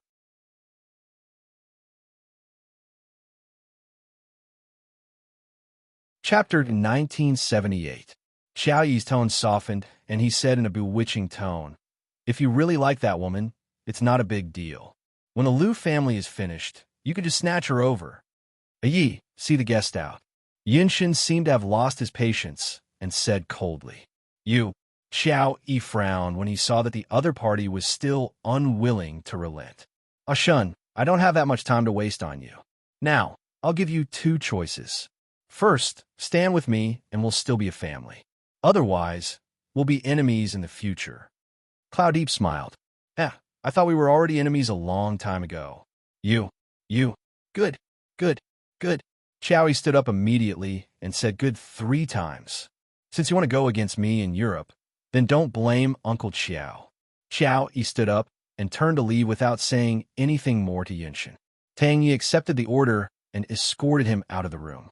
Xiao Yi glanced at Tang Yi and said in a low voice, Yi, try to persuade him when you have the time. Everything I'm doing is for his own good. Otherwise, I won't be able to protect him when a European king takes over all the forces in Asia." Tang Yi didn't say anything. He was stuck between Yinshin and Xiao Yi and was in a difficult position. Who would have thought that? Not only did Master escape back then, but he had also made contact with the European Emperor's forces over the past year. As far as he knew, even if the organization was at its peak, it would be impossible for them to climb up to the forces over there. This matter seemed to be full of mysteries. Who was the one who saved Master back then? How did he manage to team up with Lucky Emperor? The economic crisis in Cathay this time was actually related to Master. Although his master didn't have the ability to do so, if Lucky Emperor was involved, not to mention China, even the entire Asian economic chain would be destroyed. Almost as soon as Xiao Yi left, another person came to visit. Tang Yi was slightly surprised to see the newcomer. Lu Tingxiao. Ever since Ning, she fell into a coma.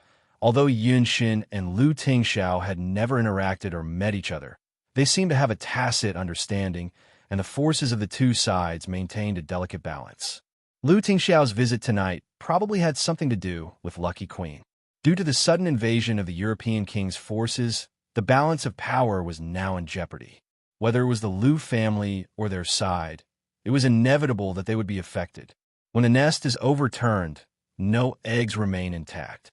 Just like what Master had said, Europe King was determined to get his hands on the forces in Asia.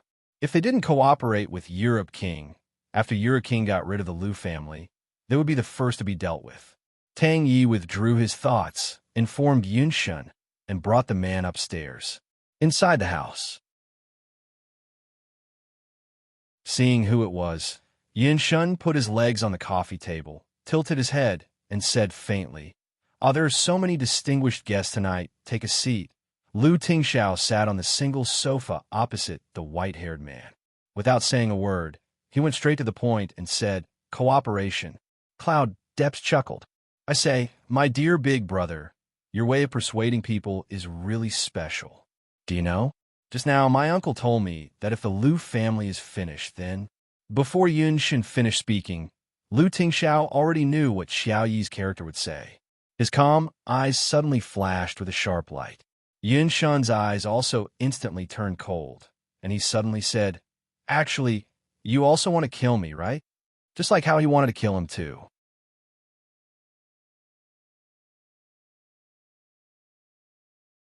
Chapter 1979. He had been thinking about her all the time, but because of that heartless little girl, he forced himself to suppress this thought. Even he was surprised that he could endure it so well. Of course, the guy opposite him seemed to be on par with him. "You turned down Xiao Yi," Lu Tingxiao said with certainty. It seemed that he had not only expected that Xiao Yi had come to him, but also that he had turned him down. Yunshin snorted. "I turned him down, but does that mean I have to accept you? Brother, your logic is worrying. You know very well what the truth was back then," Lu Tingxiao suddenly said. Yunshin's pupil shrank. "Well, so what? Everyone who did that back then should die, including the Liu family. When this is over, I will leave Liu Enterprises." Lu Tingxiao continued. How could he let go of the huge Liu Enterprises so easily? Yunshin narrowed his eyes and sneered. "How about we swap? You want the Liu family, and I want Tang Shi. How about we swap?" You want the Lu family, and I want Tangxi. What do you think? Lu Tingxiao's face turned cold. She is not a commodity. After saying this, Lu Tingxiao got up and left. Behind him, the indifference on Yunshun's face suddenly turned into numbness and emptiness. Tut, boring. Half a month later, Ning Shi and Jiamai returned to China. The shooting in Europe went very smoothly. The other actors in the crew had doubts about Ning Shi, but they all shut up after Ning. She played the role of Anna perfectly. Although Hollywood was hostile to the Chinese, they still respected those who were really capable. Even Lillian's relationship with Ning, she had eased up a lot. In Europe, the media even reported that Ning Shi and Lillian went shopping side by side and stayed in the same hotel. As soon as Ning Shi got off the plane, her phone rang. "Hello, honey, have you arrived?" A sweet voice came from the other end of the phone. "Yes, Lillian, I just got off the plane," Ning Shi said. "Oh, honey, do you know I just finished watching your Under the Heavens. Your acting as Meng Chang'e was amazing. If it were in Hollywood, it would at least be an Oscar." Lillian's excited voice came from the other side of the phone. Ning Shi could even hear some of Meng Chang'e's classic lines on the phone. "Lillian, you're exaggerating." Ning Shi laughed helplessly. "Well, my dear, I'm relieved that you've returned safely. Be sure to call me when you're free." "Don't worry, I will," Ning Shi said with a smile. In the past half a month in Europe, she and Lillian had the most scenes. As a result, after spending time with each other day and night, the two of them had unknowingly become best friends who could talk about anything. Ning Shi hung up the phone and walked out of the airport. He was eager to return home. Not long after, she would fly to another country to continue filming.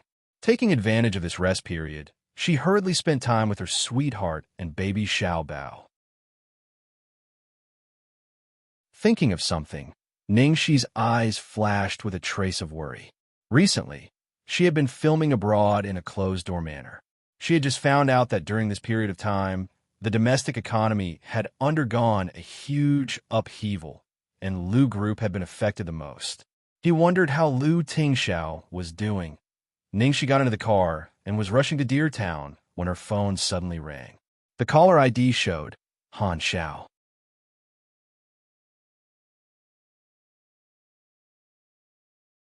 Chapter 1980. Ning, she wasn't as surprised by the second call from the Almighty. She just raised her eyebrows and wondered if he was asking her to pay the bill again. "Little girl, great God, which KFC are you at?" "I'll pay the bill right away," Ning, she said cleverly. "You don't have to pay the bill," Han Xiao said. "So nice this time?" Ning, she was surprised. "Then why are you looking for me?" "Take my white tiger away," Han Xiao said. Huh? What did you say?" "This guy eats half a year's worth of my food allowance every day. I can't even afford to eat KFC for the past few days. I can only get a chicken drumstick, and I can't even drink milk tea." Han Xiao sighed, full of resentment.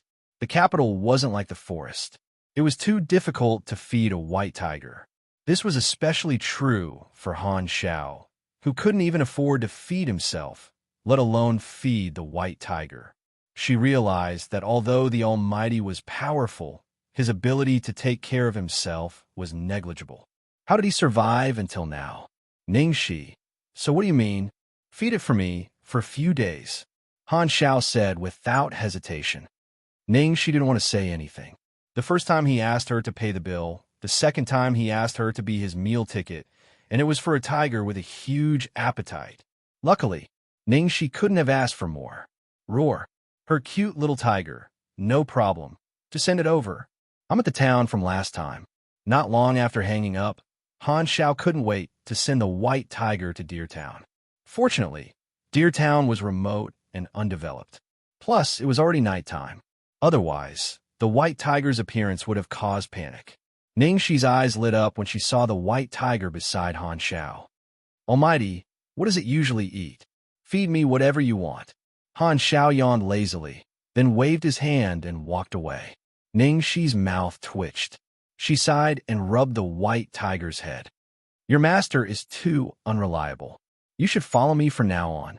I'll make sure you'll be fat and white." "Mommy." Ning Shi's talking to White Tiger with her head down. Suddenly, her legs soften. A soft little ball pounces on her. "Roar, darling little Bao. I miss you so much. Hurry up and give Mommy a kiss and a hug. Xiao Bao clung to Ningxi's chest, his heart filled with joy. At this moment, he saw the white tiger beside Ningxi, and his eyes widened. Mommy, be careful. After saying that, the little fellow quickly scuttled between Ningxi and the white tiger and made a blocking posture. Like a tiger cub, it stared at the tiger opposite it. Ningxi was so touched that she rubbed the little guy's head. Don't worry, Xiao Bao. This is Mommy's friend. He won't hurt you. Mom's friend. Yes. Hearing Ningxi's words, Xiao Bao relaxed. Now that his guard was down, he looked at the big white tiger with curiosity. Come on, let's go in and play. Don't scare the other neighbors. Yes. Thus, Ningxi led little Bun and the big white tiger into the house. Hearing the sound of the porch, Lu Tingxiao knew that Ningxi was back. He subconsciously looked in that direction. When Lu Tingxiao saw the familiar white tiger beside Ningxi, he was stunned for a moment. Han Xiao is here? Ningxi shrugged. No, that guy said he couldn't afford to keep it, so he asked me to take care of it for a few days. This master is too unreliable.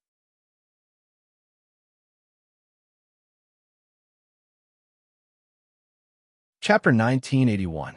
Lu Tingxiao looked a little suspicious when he heard that. Judging from Han Zhao's temperament, he seemed to be a man who didn't know much about worldly affairs, but he had a feeling that this man wasn't as simple as he seemed. Everything he did seemed strange and absurd, but in fact he had his own meaning. Although he could not guess Han Zhao's intentions, he could be sure that he was a friend and not an enemy. On the other side, Ningxi and Xiao Bao had already completely played with the big white tiger. The two of them fed the big white tiger mouthful by mouthful. After the white tiger was full, its snow tail swayed, and it lay on the ground with its belly open, allowing Xiao Bao to rub against it. Ningxi was simply overwhelmed by its cuteness. Come and eat. Lu Tingxiao looked helplessly at the big and small pair lying on the ground. Perhaps he could consider raising a pet for them? Oh, I'm coming. Only then did Ningxi reluctantly shift her gaze away from the big white tiger. Just as she was about to go eat, the big white tiger immediately sat up straight and stared at the door with its tiger eyes. Moreover, it let out a low growl that sounded like a warning from its throat. Bang! A crisp sound was heard, and the door was smashed open. Two black-clothed, masked men in martial arts attire rushed in. Follow us! Before one of the men could finish his sentence, he suddenly saw the albino Bengal tiger beside Ningxi from the corner of his eyes. With his professional knowledge, he knew what the creature in front of him meant. This was not an ordinary white tiger in the zoo. The man was stunned for about 3 seconds. Sorry, we came to the wrong place. One of the men reacted quickly and pulled his companion to leave. However, the white tiger let out a loud roar and shot out like an arrow, blocking the door. This roar made Ningxi's whole body tremble, and her mind was in a trance. In the wild, the roar of a white tiger was enough to shake the mountains. Not to mention feeling the tiger's roar at such a close distance.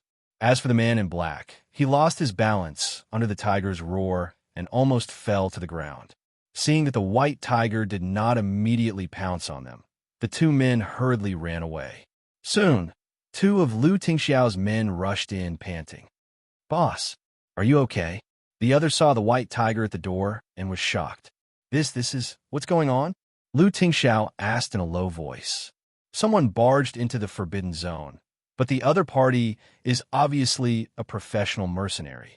When we discovered it, they had already reached the vicinity. The subordinate's face was full of self-blame.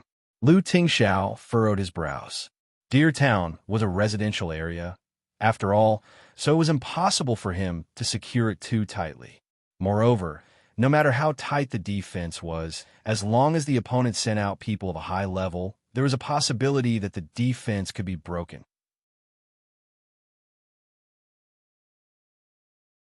The defense around him was as good as it could be. It could be seen that the two of them were at least A. There was no need to guess who would be able to hire an A-rank mercenary. Seeing White Tiger circling Lu Tingxiao's men vigilantly, Ningxi hurriedly goes to bring White Tiger back. Baby, come back. They are not enemies. Dabai, come here. Little Treasure waved a hand at the white tiger. Seeming to understand Ning Shi and Xiaobao's words, the white tiger swung its snow tail and walked towards Xiaobao, who was holding a piece of beef in his hand. At this moment, Ning Shi looked outside the door and frowned slightly. This period of time did not seem to be peaceful. Some time ago, she had already encountered a stalker, who was finally dealt with by Han Xiao.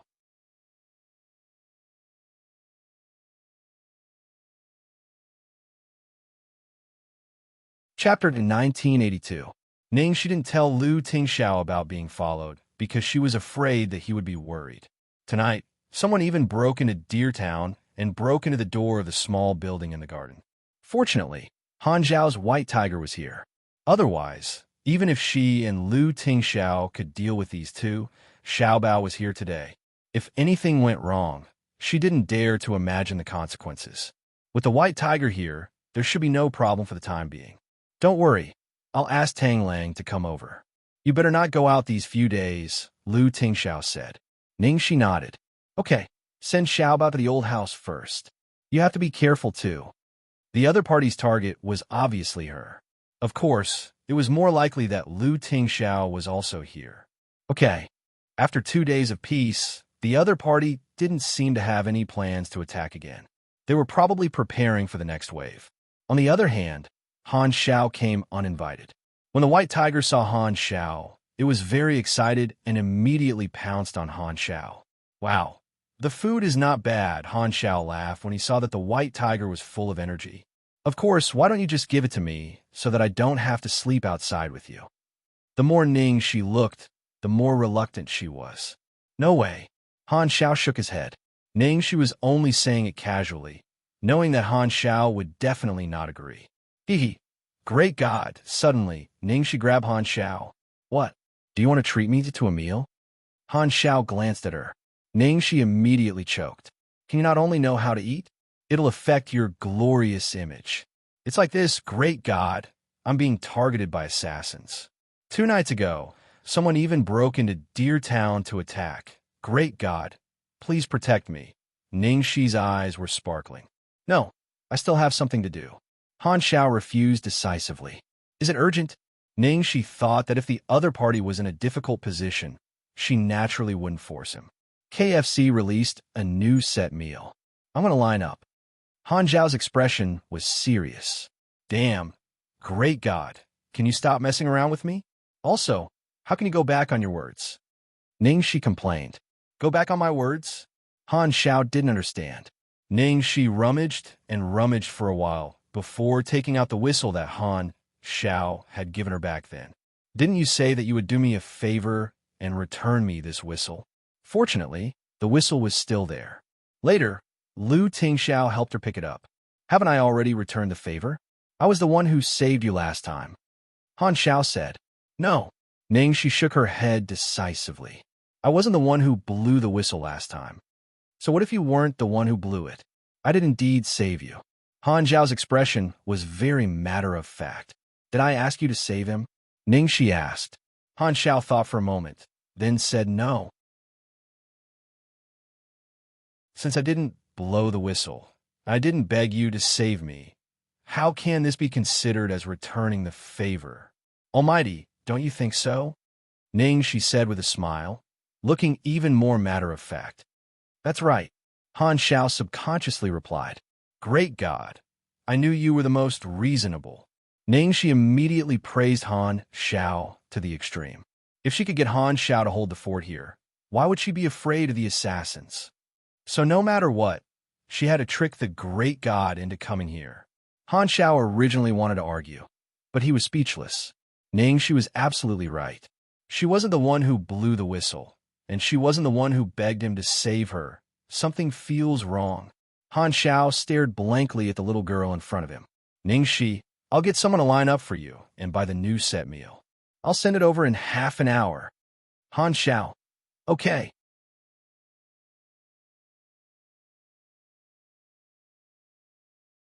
Chapter 1983. At the same time, Tang Lang was wearing a flowery shirt and slippers. Boss, why did you call me here? Tang Lang asked as soon as he entered the room. Ningxi looked at the door. Second senior brother, you're here. I had something to do, but it's all settled now. So what's going on? Tang Lang was speechless. Did she ask him to come all the way here for fun? It hasn't been peaceful these days. There was a sneak attack by an assassin the night before yesterday. I wanted to invite you here, Ningxi explained. Assassin. Tang Lang saw Han Xiao from the corner of his eye. Tang Lang's heart skipped a beat. Fuck. Why is this guy here? Don't tell me he's the assassin. Ningxi rolled her eyes at him. I invited the Almighty to hold the fort. Okay? Hearing that, Tang Lang heaved a sigh of relief. If this guy was an assassin, not many people would be able to escape. He was like a bug in the game. Since there's already someone here, why did you call me? Tang Lang was speechless. The weather was hot. He wanted to go home and eat watermelon. Kid, come and play with me. Suddenly, Han Xiao stretched his waist and hooked his finger at Tang Lang. Hearing that, Ningxi smiled flatteringly. Of course I called you here. Second senior brother, go and play with the Almighty. Fuck, Ning Xiaoxi, you're selling me out again. I won't fight. Tang Lang shook his head firmly. What a joke. He and Tang, you couldn't even get close to that guy even if they teamed up. Fighting with him? Well, kid, if you don't come, I'll go up and hammer you to death, Han Xiao said. Tang Lang looked like he wouldn't do it even if he was hammered to death. Come on, if you can't, I'll fight you with one finger. Han Xiao smiled. What did you say? Suddenly, Tang Lang's eyes flashed. Fuck, this is too much. One finger. Who are you looking down on? I said, I'll fight you with one finger. Han Xiao stretched out one finger. Second senior brother, don't tell me you can't even defeat one finger of the Almighty? Ningxi sighed. What a joke. Tang Lang was so angry that his lungs were about to explode. Fine, you said it, one finger. If I can't even beat you with one finger, I'll call you Grandpa. After he finished speaking, Tang Lang's figure flashed, and he instantly charged toward Han Xiao. At this moment, Han Xiao stood motionlessly in the same place. His left hand was placed behind his back, and he only extended one finger. When Tang Lang was less than half a meter away from Han Xiao, a glint flashed in Han Xiao's eyes, and he pointed his finger at the void. Whoosh! Only to hear the sound of the air being torn apart ring out from within the building. Han Xiao's finger streaked across the void, and a strong gust of wind blew past. Before the finger arrived, a terrifying finger energy had already arrived. The speed of Han Xiao's finger was extremely fast. Not only did Ningxi not see it clearly, even Tang Lang did not see it clearly. In the time it takes for a spark to fly off a piece of flint, this finger pointed at Tang Lang's abdomen with an all-powerful force. There was a bang. Before Tang Lang could figure out what had happened, he had already been knocked to the ground by Han Xiao's finger. Tang Lang's face was filled with shock and disbelief as he stared at the lazy Han Xiao in front of him.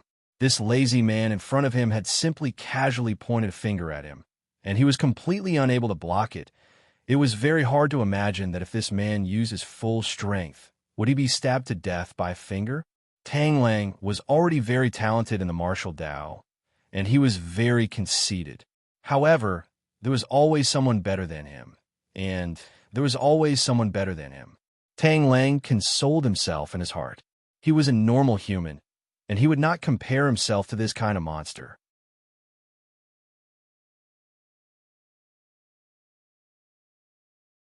Chapter 1984. I lost. Tang Lang sighed. How could a human defeat a monster? Sigh. How boring. Let's have another round. Han Xiao hooked his finger at Tang Lang again. In an instant, Tang Lang stood up and cupped his fist towards Han Xiao. Grandpa, not again. It seemed that Han Xiao also felt bored. His gaze fell on Ningxi. Are you coming? Ningxi immediately shook her head like a rattle. Great God. As you said, I'm just a weak little chick. Please ignore me. All right. Han Xiao sat back on the sofa, turned on the TV, and began watching cartoons. Yes, cartoons. When Lu Tingxiao came back from work, he was a little surprised to see that Han Xiao was also there. Ningxi proudly pulled Lu Tingxiao to the side and told him how she tricked Han Xiao to come over. Lu Tingxiao didn't know whether to laugh or cry after listening. Looking at the seemingly heartless man on the sofa, he thought that his guess was indeed correct.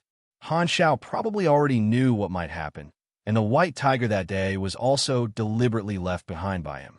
Late at night, there was a strange movement outside the flower house.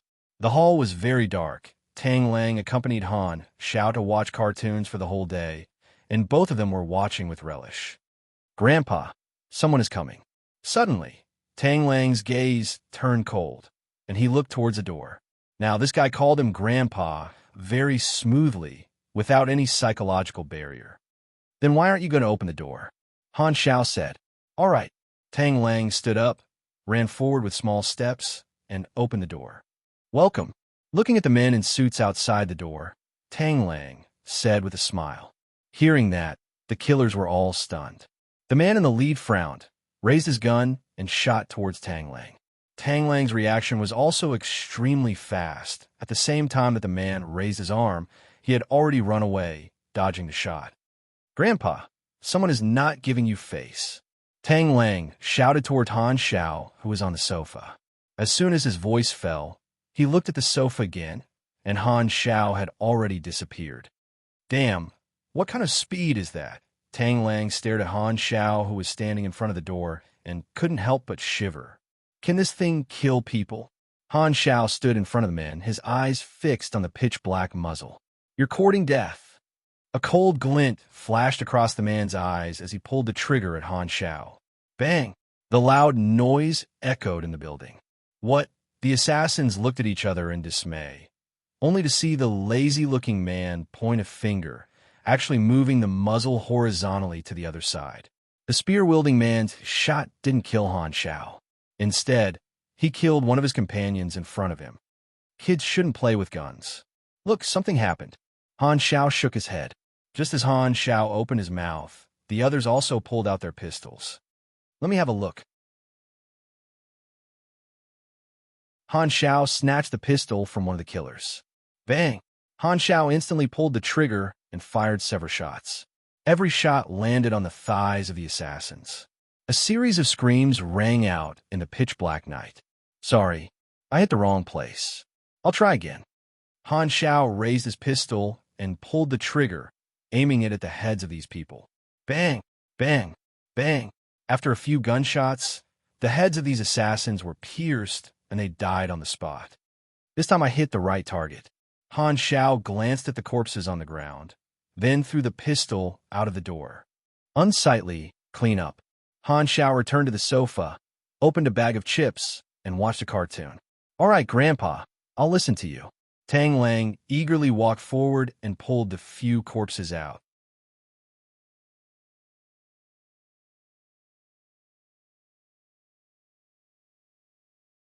Chapter 1985. Xiao, he had sent several batches of assassins to Deer Town in the past few days.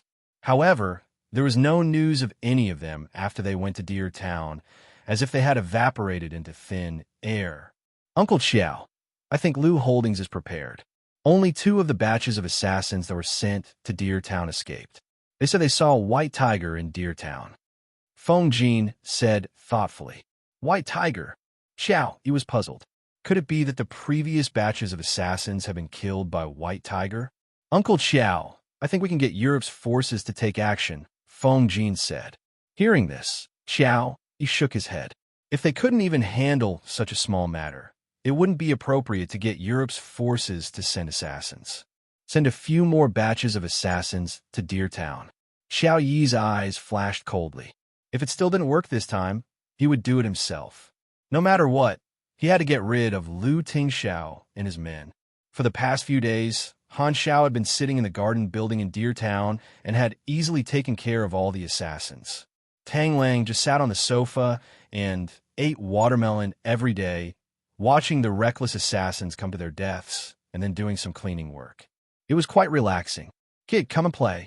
Han Xiao yawned lazily and stared at Tang Lang, who was eating watermelon. "Grandpa, don't say that. Are you eating watermelon?" Tang Lang gave Han Xiao a piece of watermelon with a flattering expression. "Eat." Han Xiao nodded and ate the watermelon Tang Lang handed him. Ever since the last time, Tang Lang was no longer willing to practice with Han Xiao. As a human, how could he last even half a move against a monster? It was enough to try it once. Only a fool would be willing to try a second time. Someone broke through the blockade of Deer Town. In the middle of the night, Xianxia appeared in the hall and reminded him, "Great God, there's someone who doesn't give you face again. He clearly knows that you're here, but he still comes here to cause trouble every other day. I don't know what you're thinking, but if there's someone who doesn't give me face, I'll definitely chop him into pieces." Tang Lang looked at Han Xiao and laughed. Han Xiao crossed his legs, as if he didn't hear Tang Lang. A moment later, Han Xiao picked up a piece of watermelon and said as he ate, "You guys go out and cool off. There's air conditioning in the house. It's cooler than outside." Tang Lang subconsciously said. As soon as he finished speaking, Tang Lang's expression changed. This time, he was afraid that there were quite a few assassins. If a gunfight broke out, it would be terrible. He and Ning, she weren't monsters. What if they got shot?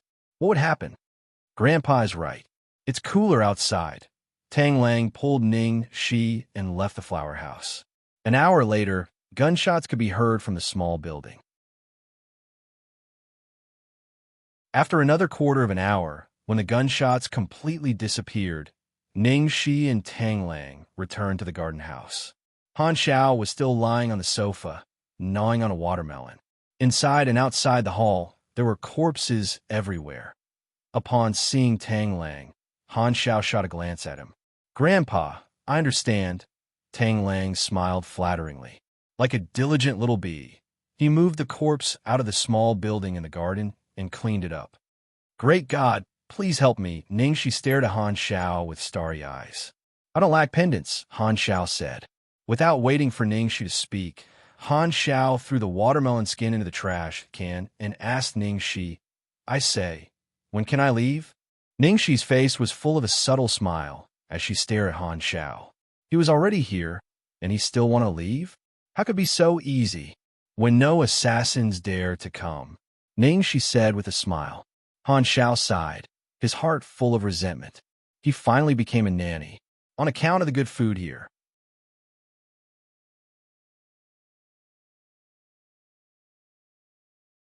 Chapter 1986. Han Xiao wanted to leave a few times, but Ning-shi tempted him with delicious food. To Ning-shi, this god could be settled with a few good dishes. If he thought it was too troublesome, he could order a luxurious family bucket to save him the effort of cooking. "Little baby, be careful." The next day, Ning-shi held a bag of raw beef in her hand and teased a white tiger in the hall. The white tiger stood up in an instant, full of energy. It shook its snow-white tail and walked towards Ning-shi. "Hold my paw," Ning-shi tempted. The white tiger tilted its head and stared at Ning-shi adorably. "This is not bad." Ning-shi was about to feed the white tiger when Han Xiao suddenly appeared and snatched the bags of imported beef beside Ning-shi. "God, this is the white tiger's food, and it's raw." Ning-shi did not know whether to laugh or cry. "Kid." Han Xiao raised his hand and threw the beef to Tang Lang, who was not far away. "Okay, Grandpa, wait for me." Tang Lang eagerly ran to the kitchen and quickly fried the beef. "Damn, you too." Ning-shi looked at Han Xiao and then at Tang Lang. These two people were simply in cahoots with each other, especially Tang Lang. Motherfucker, he actually cooked for Han Xiao, cooked for him. He suddenly felt as if his senior brother had been cheated on. It's disgusting. Han Xiao took a bite and immediately lost interest. At this moment, the white tiger walked in front of Han Xiao and stared at the beef in his hand. Seeing this, Han Xiao threw the beef on the ground. The white tiger shook its snow-white tail and swallowed the beef in one bite. However, the white tiger spat out the beef in 2 breaths' time. "It can't be." Tang Lang untied his apron and looked a little embarrassed. Ning-shi, at the same time in Deer Town. An old European man with a walking stick looked at the middle-aged black man behind him and said calmly, "Yorick, did it go well?" The black man was expressionless. "Just some trash. It seems that the guards here are very ordinary. Don't be careless. Since the higher-ups sent us out, it's probably not that simple," the old European man said. Both of them were assassins ranked at the very top of the original sin assassin list. The people Xiao, you sent out are all useless. The black man, known as Yorick, used a piece of paper to wipe the blood off his hands. If the European emperor's power did not want to dominate Asia, why would he have taken a liking to Xiao, a middleman? He can't even handle such a small matter and still needs us to take action. What a joke. Yorick squatted down and wiped the dust off his leather shoes. It's better to be careful. We can't fail the mission. The Caucasian old man chuckled and walked toward the garden. About half an hour later, in front of the garden house, Yorick pulled out a submachine gun. Yorick, don't be so rude. We're here to visit, the old man said. Yorick shrugged and put away his submachine gun. Is anyone there? The old man knocked on the door politely. Soon, Ningxi opened the door. Staring at the amiable old man in front of her, Ningxi was a little confused. Hello, please forgive me for disturbing you. The old man looked at Ningxi and smiled. You are? Ningxi asked. What do you want? Tang Lang walked over with half a piece of watermelon in his arms.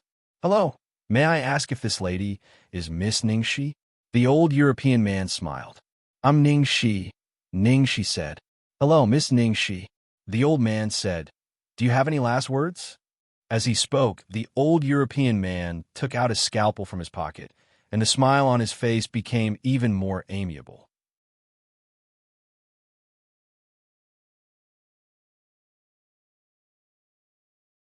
Chapter 1987. The old European man in front of her suddenly took out an extremely sharp scalpel, and Ningxi subconsciously stepped back. No matter how slow her reaction was, she knew that the Caucasian old man and the black man beside him were assassins. You're Dr. Death, one of the top 10 killers on the list. Tang Lang furrowed his brows. Young man, you know me? The Caucasian old man asked with a smile. Tang Lang sucked in a mouthful of cold air when he saw the old man admitting his identity. Dr. Death was the old man's nickname.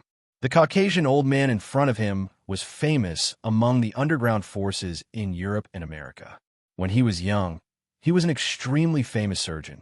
Later on, the Caucasian old man used a scalpel to cut off the heads of his wife and daughter.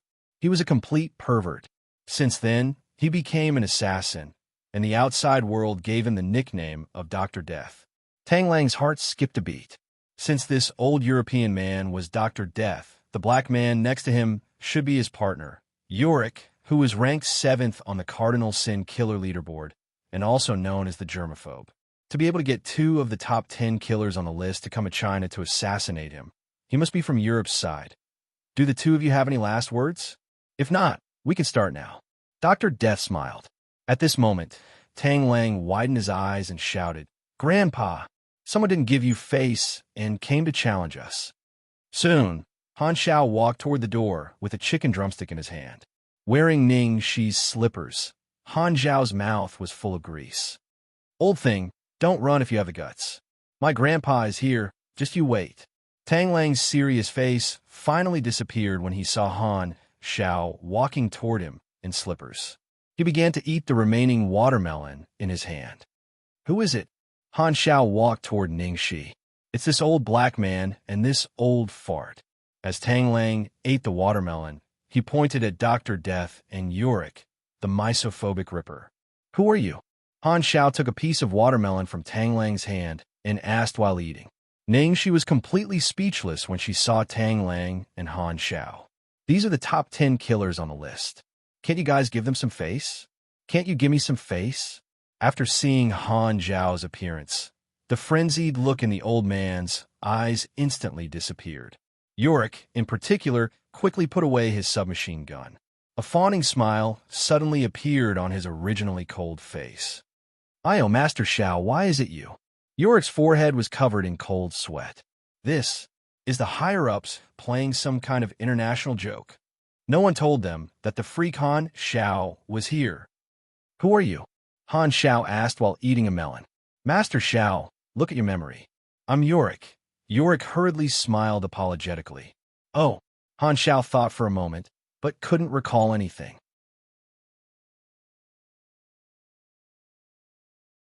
In the past, I was blind enough to offend you. You were magnanimous and broke one of my legs. Later, my friend reattached it.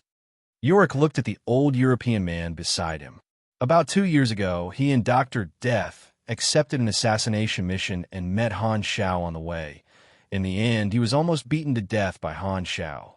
Yorick's leg was broken, and it was reattached by Dr. Death. What do you mean by pointing a scalpel at me? Han Xiao looked at the old European man. Oh, The old European man's body trembled. Then, he immediately swept his chin with the scalpel. Master Xiao, don't misunderstand. I'm shaving.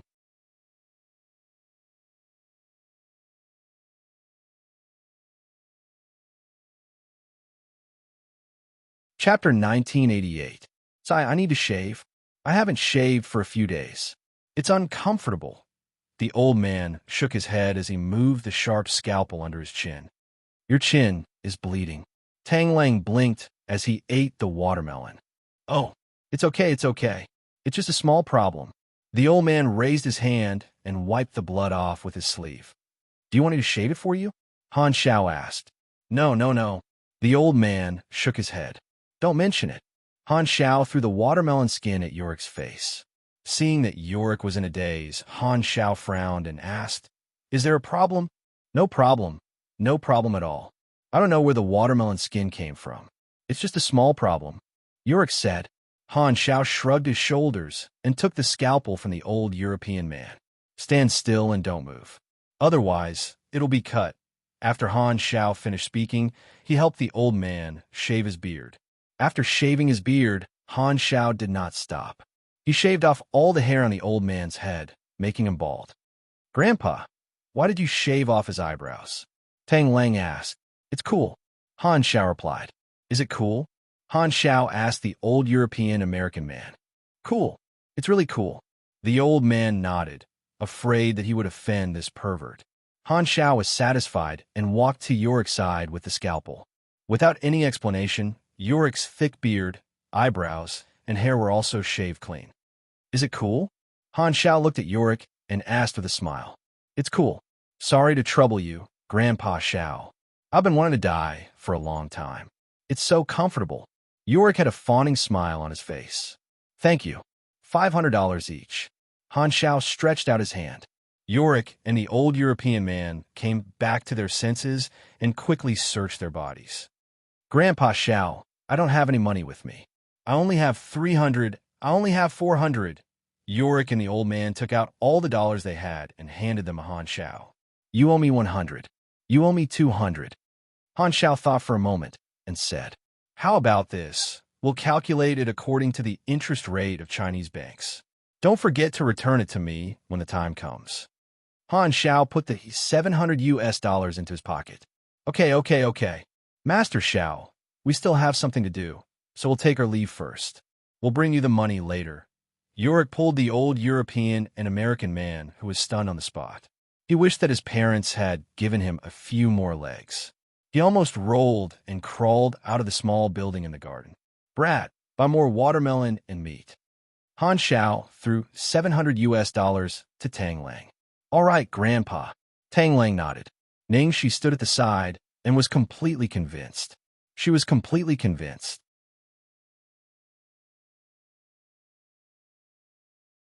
He shaved off the eyebrows, hair, and beards of the top 10 killers on the Deadly Sins ranking board, and even extorted $700 from them. In the end, Tang Lang was asked to buy watermelon and meat, $700. How much watermelon and meat would that be? Ningxi finally understood that Han Xiao was a complete idiot when it came to life.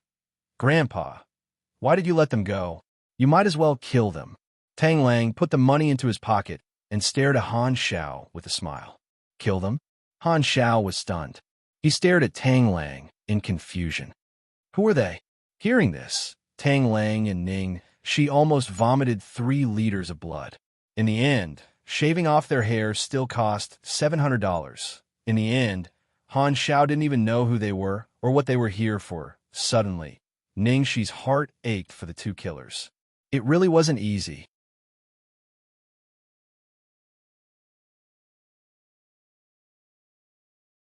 Chapter 1989. Xiao, he listened to the angry voice on the other end of the line. You fucking bastard. Don't you know who's in Deer Town? How dare you ask the higher-ups to assign us a mission? Yorick was furious. I don't want to talk nonsense with you. Get someone to send $300 over. If anything happens, you'll be dead. Yorick hung up the phone after he finished speaking. Xiao, he was completely baffled. He had no idea what Yorick was angry about. What was with the $300? Besides, this mission had been assigned to them by Lucky Emperor. What did it have to do with him? But no matter what, Xiao, he was not an idiot. If even Dr. Death and Yorick could not be taken care of, Lu Tingxiao must have hired Master. Don't tell me we have to use that person? Feng Jin frowned. Xiao, he fell silent. The person Feng Jin was talking about was not well known in the world, but he was the most powerful assassin in Lucky Emperor's faction. It would not be an exaggeration to say that he was the best in the world. Xiao, he had no choice but to contact Lucky Emperor's faction again and ask them to send more powerful assassins. Xiao Yi, are you saying that you want us to use Xiao Zhan? A deep voice came out. If Xiao Zhan is willing to do it, everything will be fine. Xiao Yi smiled. Then you should know that Xiao Zhan was seriously injured when he tried to assassinate Han Xiao. He's still recuperating. Han Xiao. Xiao Yi was stunned when he heard Han Xiao's name. Although he had never met Han Xiao in person, Han Xiao's great name resounded like thunder in his ears. Back then, Lucky Emperor's youngest daughter had been betrothed to Han Xiao. But Han Xiao did not buy it and eventually broke off with Lucky Emperor. Over the years, Lucky Emperor's faction had sent a large number of top assassins to assassinate Han Xiao, but none of them had returned alive. Xiao, he had heard of Han Xiao. It was said that he was a genius from a hidden family. He was so powerful that he was beyond the comprehension of the secular world. Xiao Zhan survived? Xiao Yi asked. In Xiao Yi's mind, Han Xiao and the word invincible were equal.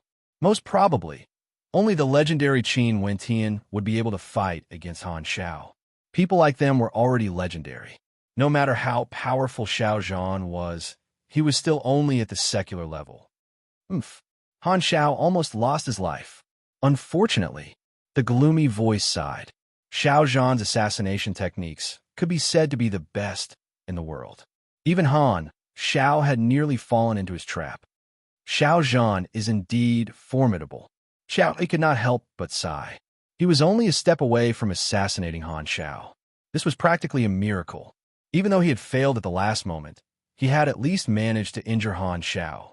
Xiao, let me tell you, you recalled just now. Do you know who's in charge of the Lu family?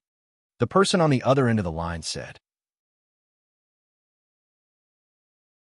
Who is it? Xiao Yi asked anxiously. Han Xiao. What? Xiao Yi gasped in horror. The one in Deer Town was Han Xiao. How is this possible? What relationship did Han Xiao and Lu Tingxiao have with Ning Shi? Why would they help Ning Shi and the others in Deer Town? Xiao Yi had no idea that Lu Tingxiao and Ning Shi were acquainted with Han Xiao. That's enough. No matter how powerful an assassin is, it's useless. Do you know that even the number one assassin of the original sin, Li Suifeng, was easily killed by Han Xiao? No wonder Yorick and the others were complaining. Let Xiao Zhan go this time. Having said that, the person hung up without giving Xiao Yi a chance to speak.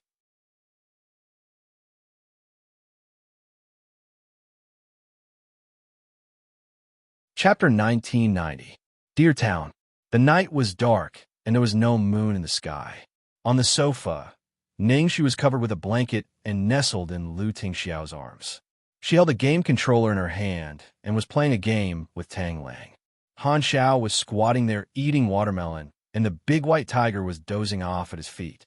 These days, they were originally anxiously waiting for the assassin's sneak attacks, but in the end, it was forcibly turned into a vacation by them. She had spent so many days cuddling with Lu Tingxiao at home for nothing. It was simply too comfortable. After Han Xiao finished eating the watermelon, he threw the watermelon skin into the trash can and stared at the three people on the sofa. Then, Han Xiao stood up, walked forward, and directly turned off the game controller. "Grandpa, what are you doing? I can kill Tang Xiaoxi soon." Tang Lang complained. Ning, she was speechless. "Dream on. It was the Almighty who saved you. Go to sleep, all of you." Close the door tightly. Han Xiao said. Hearing this, Tang Lang was stunned. Ning Shi and Lu Tingxiao looked at each other thoughtfully. These days, it was the first time they heard Han Xiao speak in such a tone. Perhaps the assassins tonight were not simple? Let's go to sleep. Tang Lang was not worried at all. He was unusually confident in a certain pervert, so he directly put on his slippers and jogged all the way to the bedroom. Ning Shi glanced at Lu Tingxiao, who gave her a reassuring look and held her hand as they went upstairs. Han Xiao never said anything meaningless. Since he wanted them to sleep, they could cooperate. After Ning Shi and the others went upstairs and turned off the lights in the living room, Han Xiao lay on the sofa. The night was quiet until the second half of the night. A skinny man, like a ghost, appeared in the small building in the garden. The door was tightly shut. No one knew when this man came here. It was as if this thin man had been hiding in this building for a long time. Han Xiao, you were lucky last time. Tonight, you will die, the thin man muttered in his heart, his eyes emotionless. He took out a dagger from his chest, walked to the sofa, and stared at Han Xiao, who was sleeping soundly. A few days ago, the thin man went to China to assassinate Han Xiao and almost succeeded. Tonight, no matter what, he must let Han Xiao die in his hands. The skinny man took out a dagger that glinted with a cold light from his bosom. Whoosh! Without any hesitation, he thrust the dagger toward Han Xiao's heart. At the same time, Han Xiao suddenly opened his eyes and raised his right arm. Han Xiao grabbed the thin man's wrist. What? Seeing this, the skinny man froze in place, his face filled with disbelief. Xiao Zhan, it's already so late. Is there something you need from me? Han Xiao stared at the thin man and asked expressionlessly. Impossible. How did you find me? Xiao Zhan's face was filled with disbelief. Well, why do you think I let Yorick and the others go? The corners of Han Xiao's mouth rose slightly. After Yorick and Dr. Death left, they would definitely tell the European forces that he was in Deer Town. Knowing that he was in Deer Town, Lucky Emperor's faction would definitely send Xiao Zhan to assassinate him. Han Xiao had long since been on guard, so how could he possibly repeat the same mistake? The last time he was tricked by this brat, he had wanted to catch him for a long time. Xiao Zhan, your assassination skills are indeed not bad. However, even if your master sees me, he has to be polite and follow the rules. But you're so naughty. Han Xiao exerted strength in his right arm, grabbed Xiao Zhan's arm, and instantly threw him out. Bang! A loud sound echoed in the small building in the garden. Continue to ask for votes. Thank you, everyone.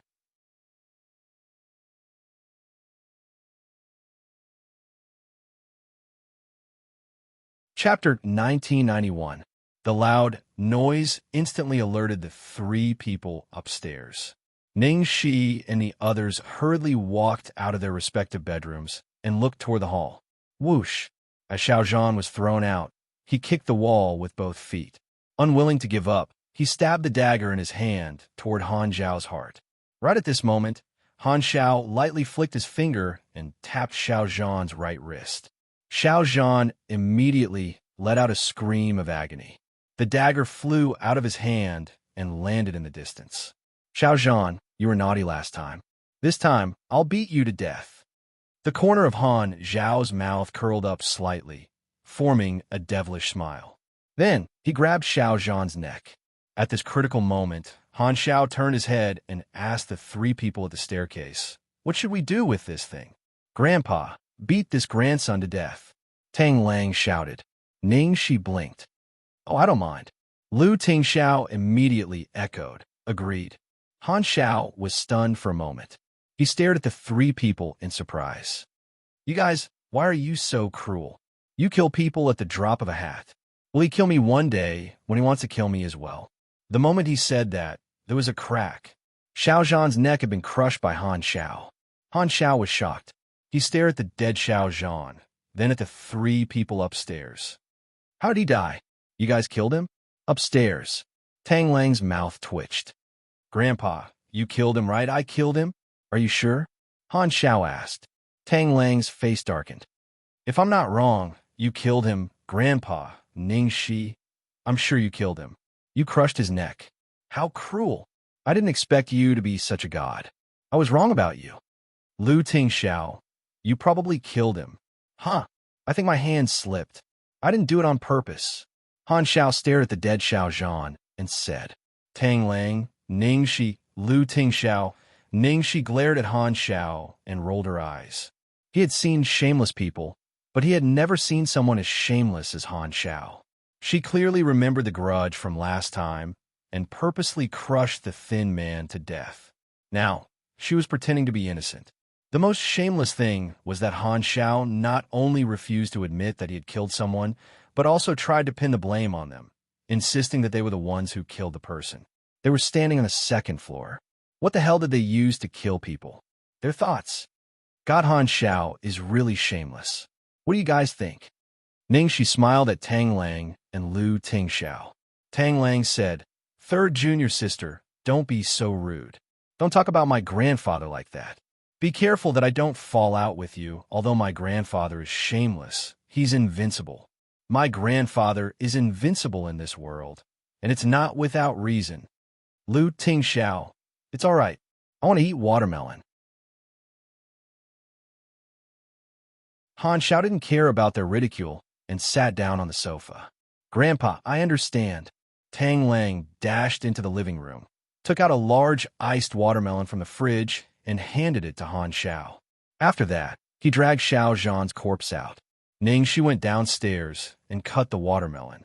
With stars in her eyes, she handed the watermelon to Han Xiao. God, you deliberately let that assassin Yorick and Dr. Death go today, right? It was to lure out the guy who tried to assassinate you. Ning Shi asked. Yorick? Han Xiao stared at Ning Shi blankly. Who is it, Ning Shi? You're tuning in to the Eternal Immortal Ballad YouTube channel. Don't forget to subscribe and join us on this journey to catch the most captivating stories.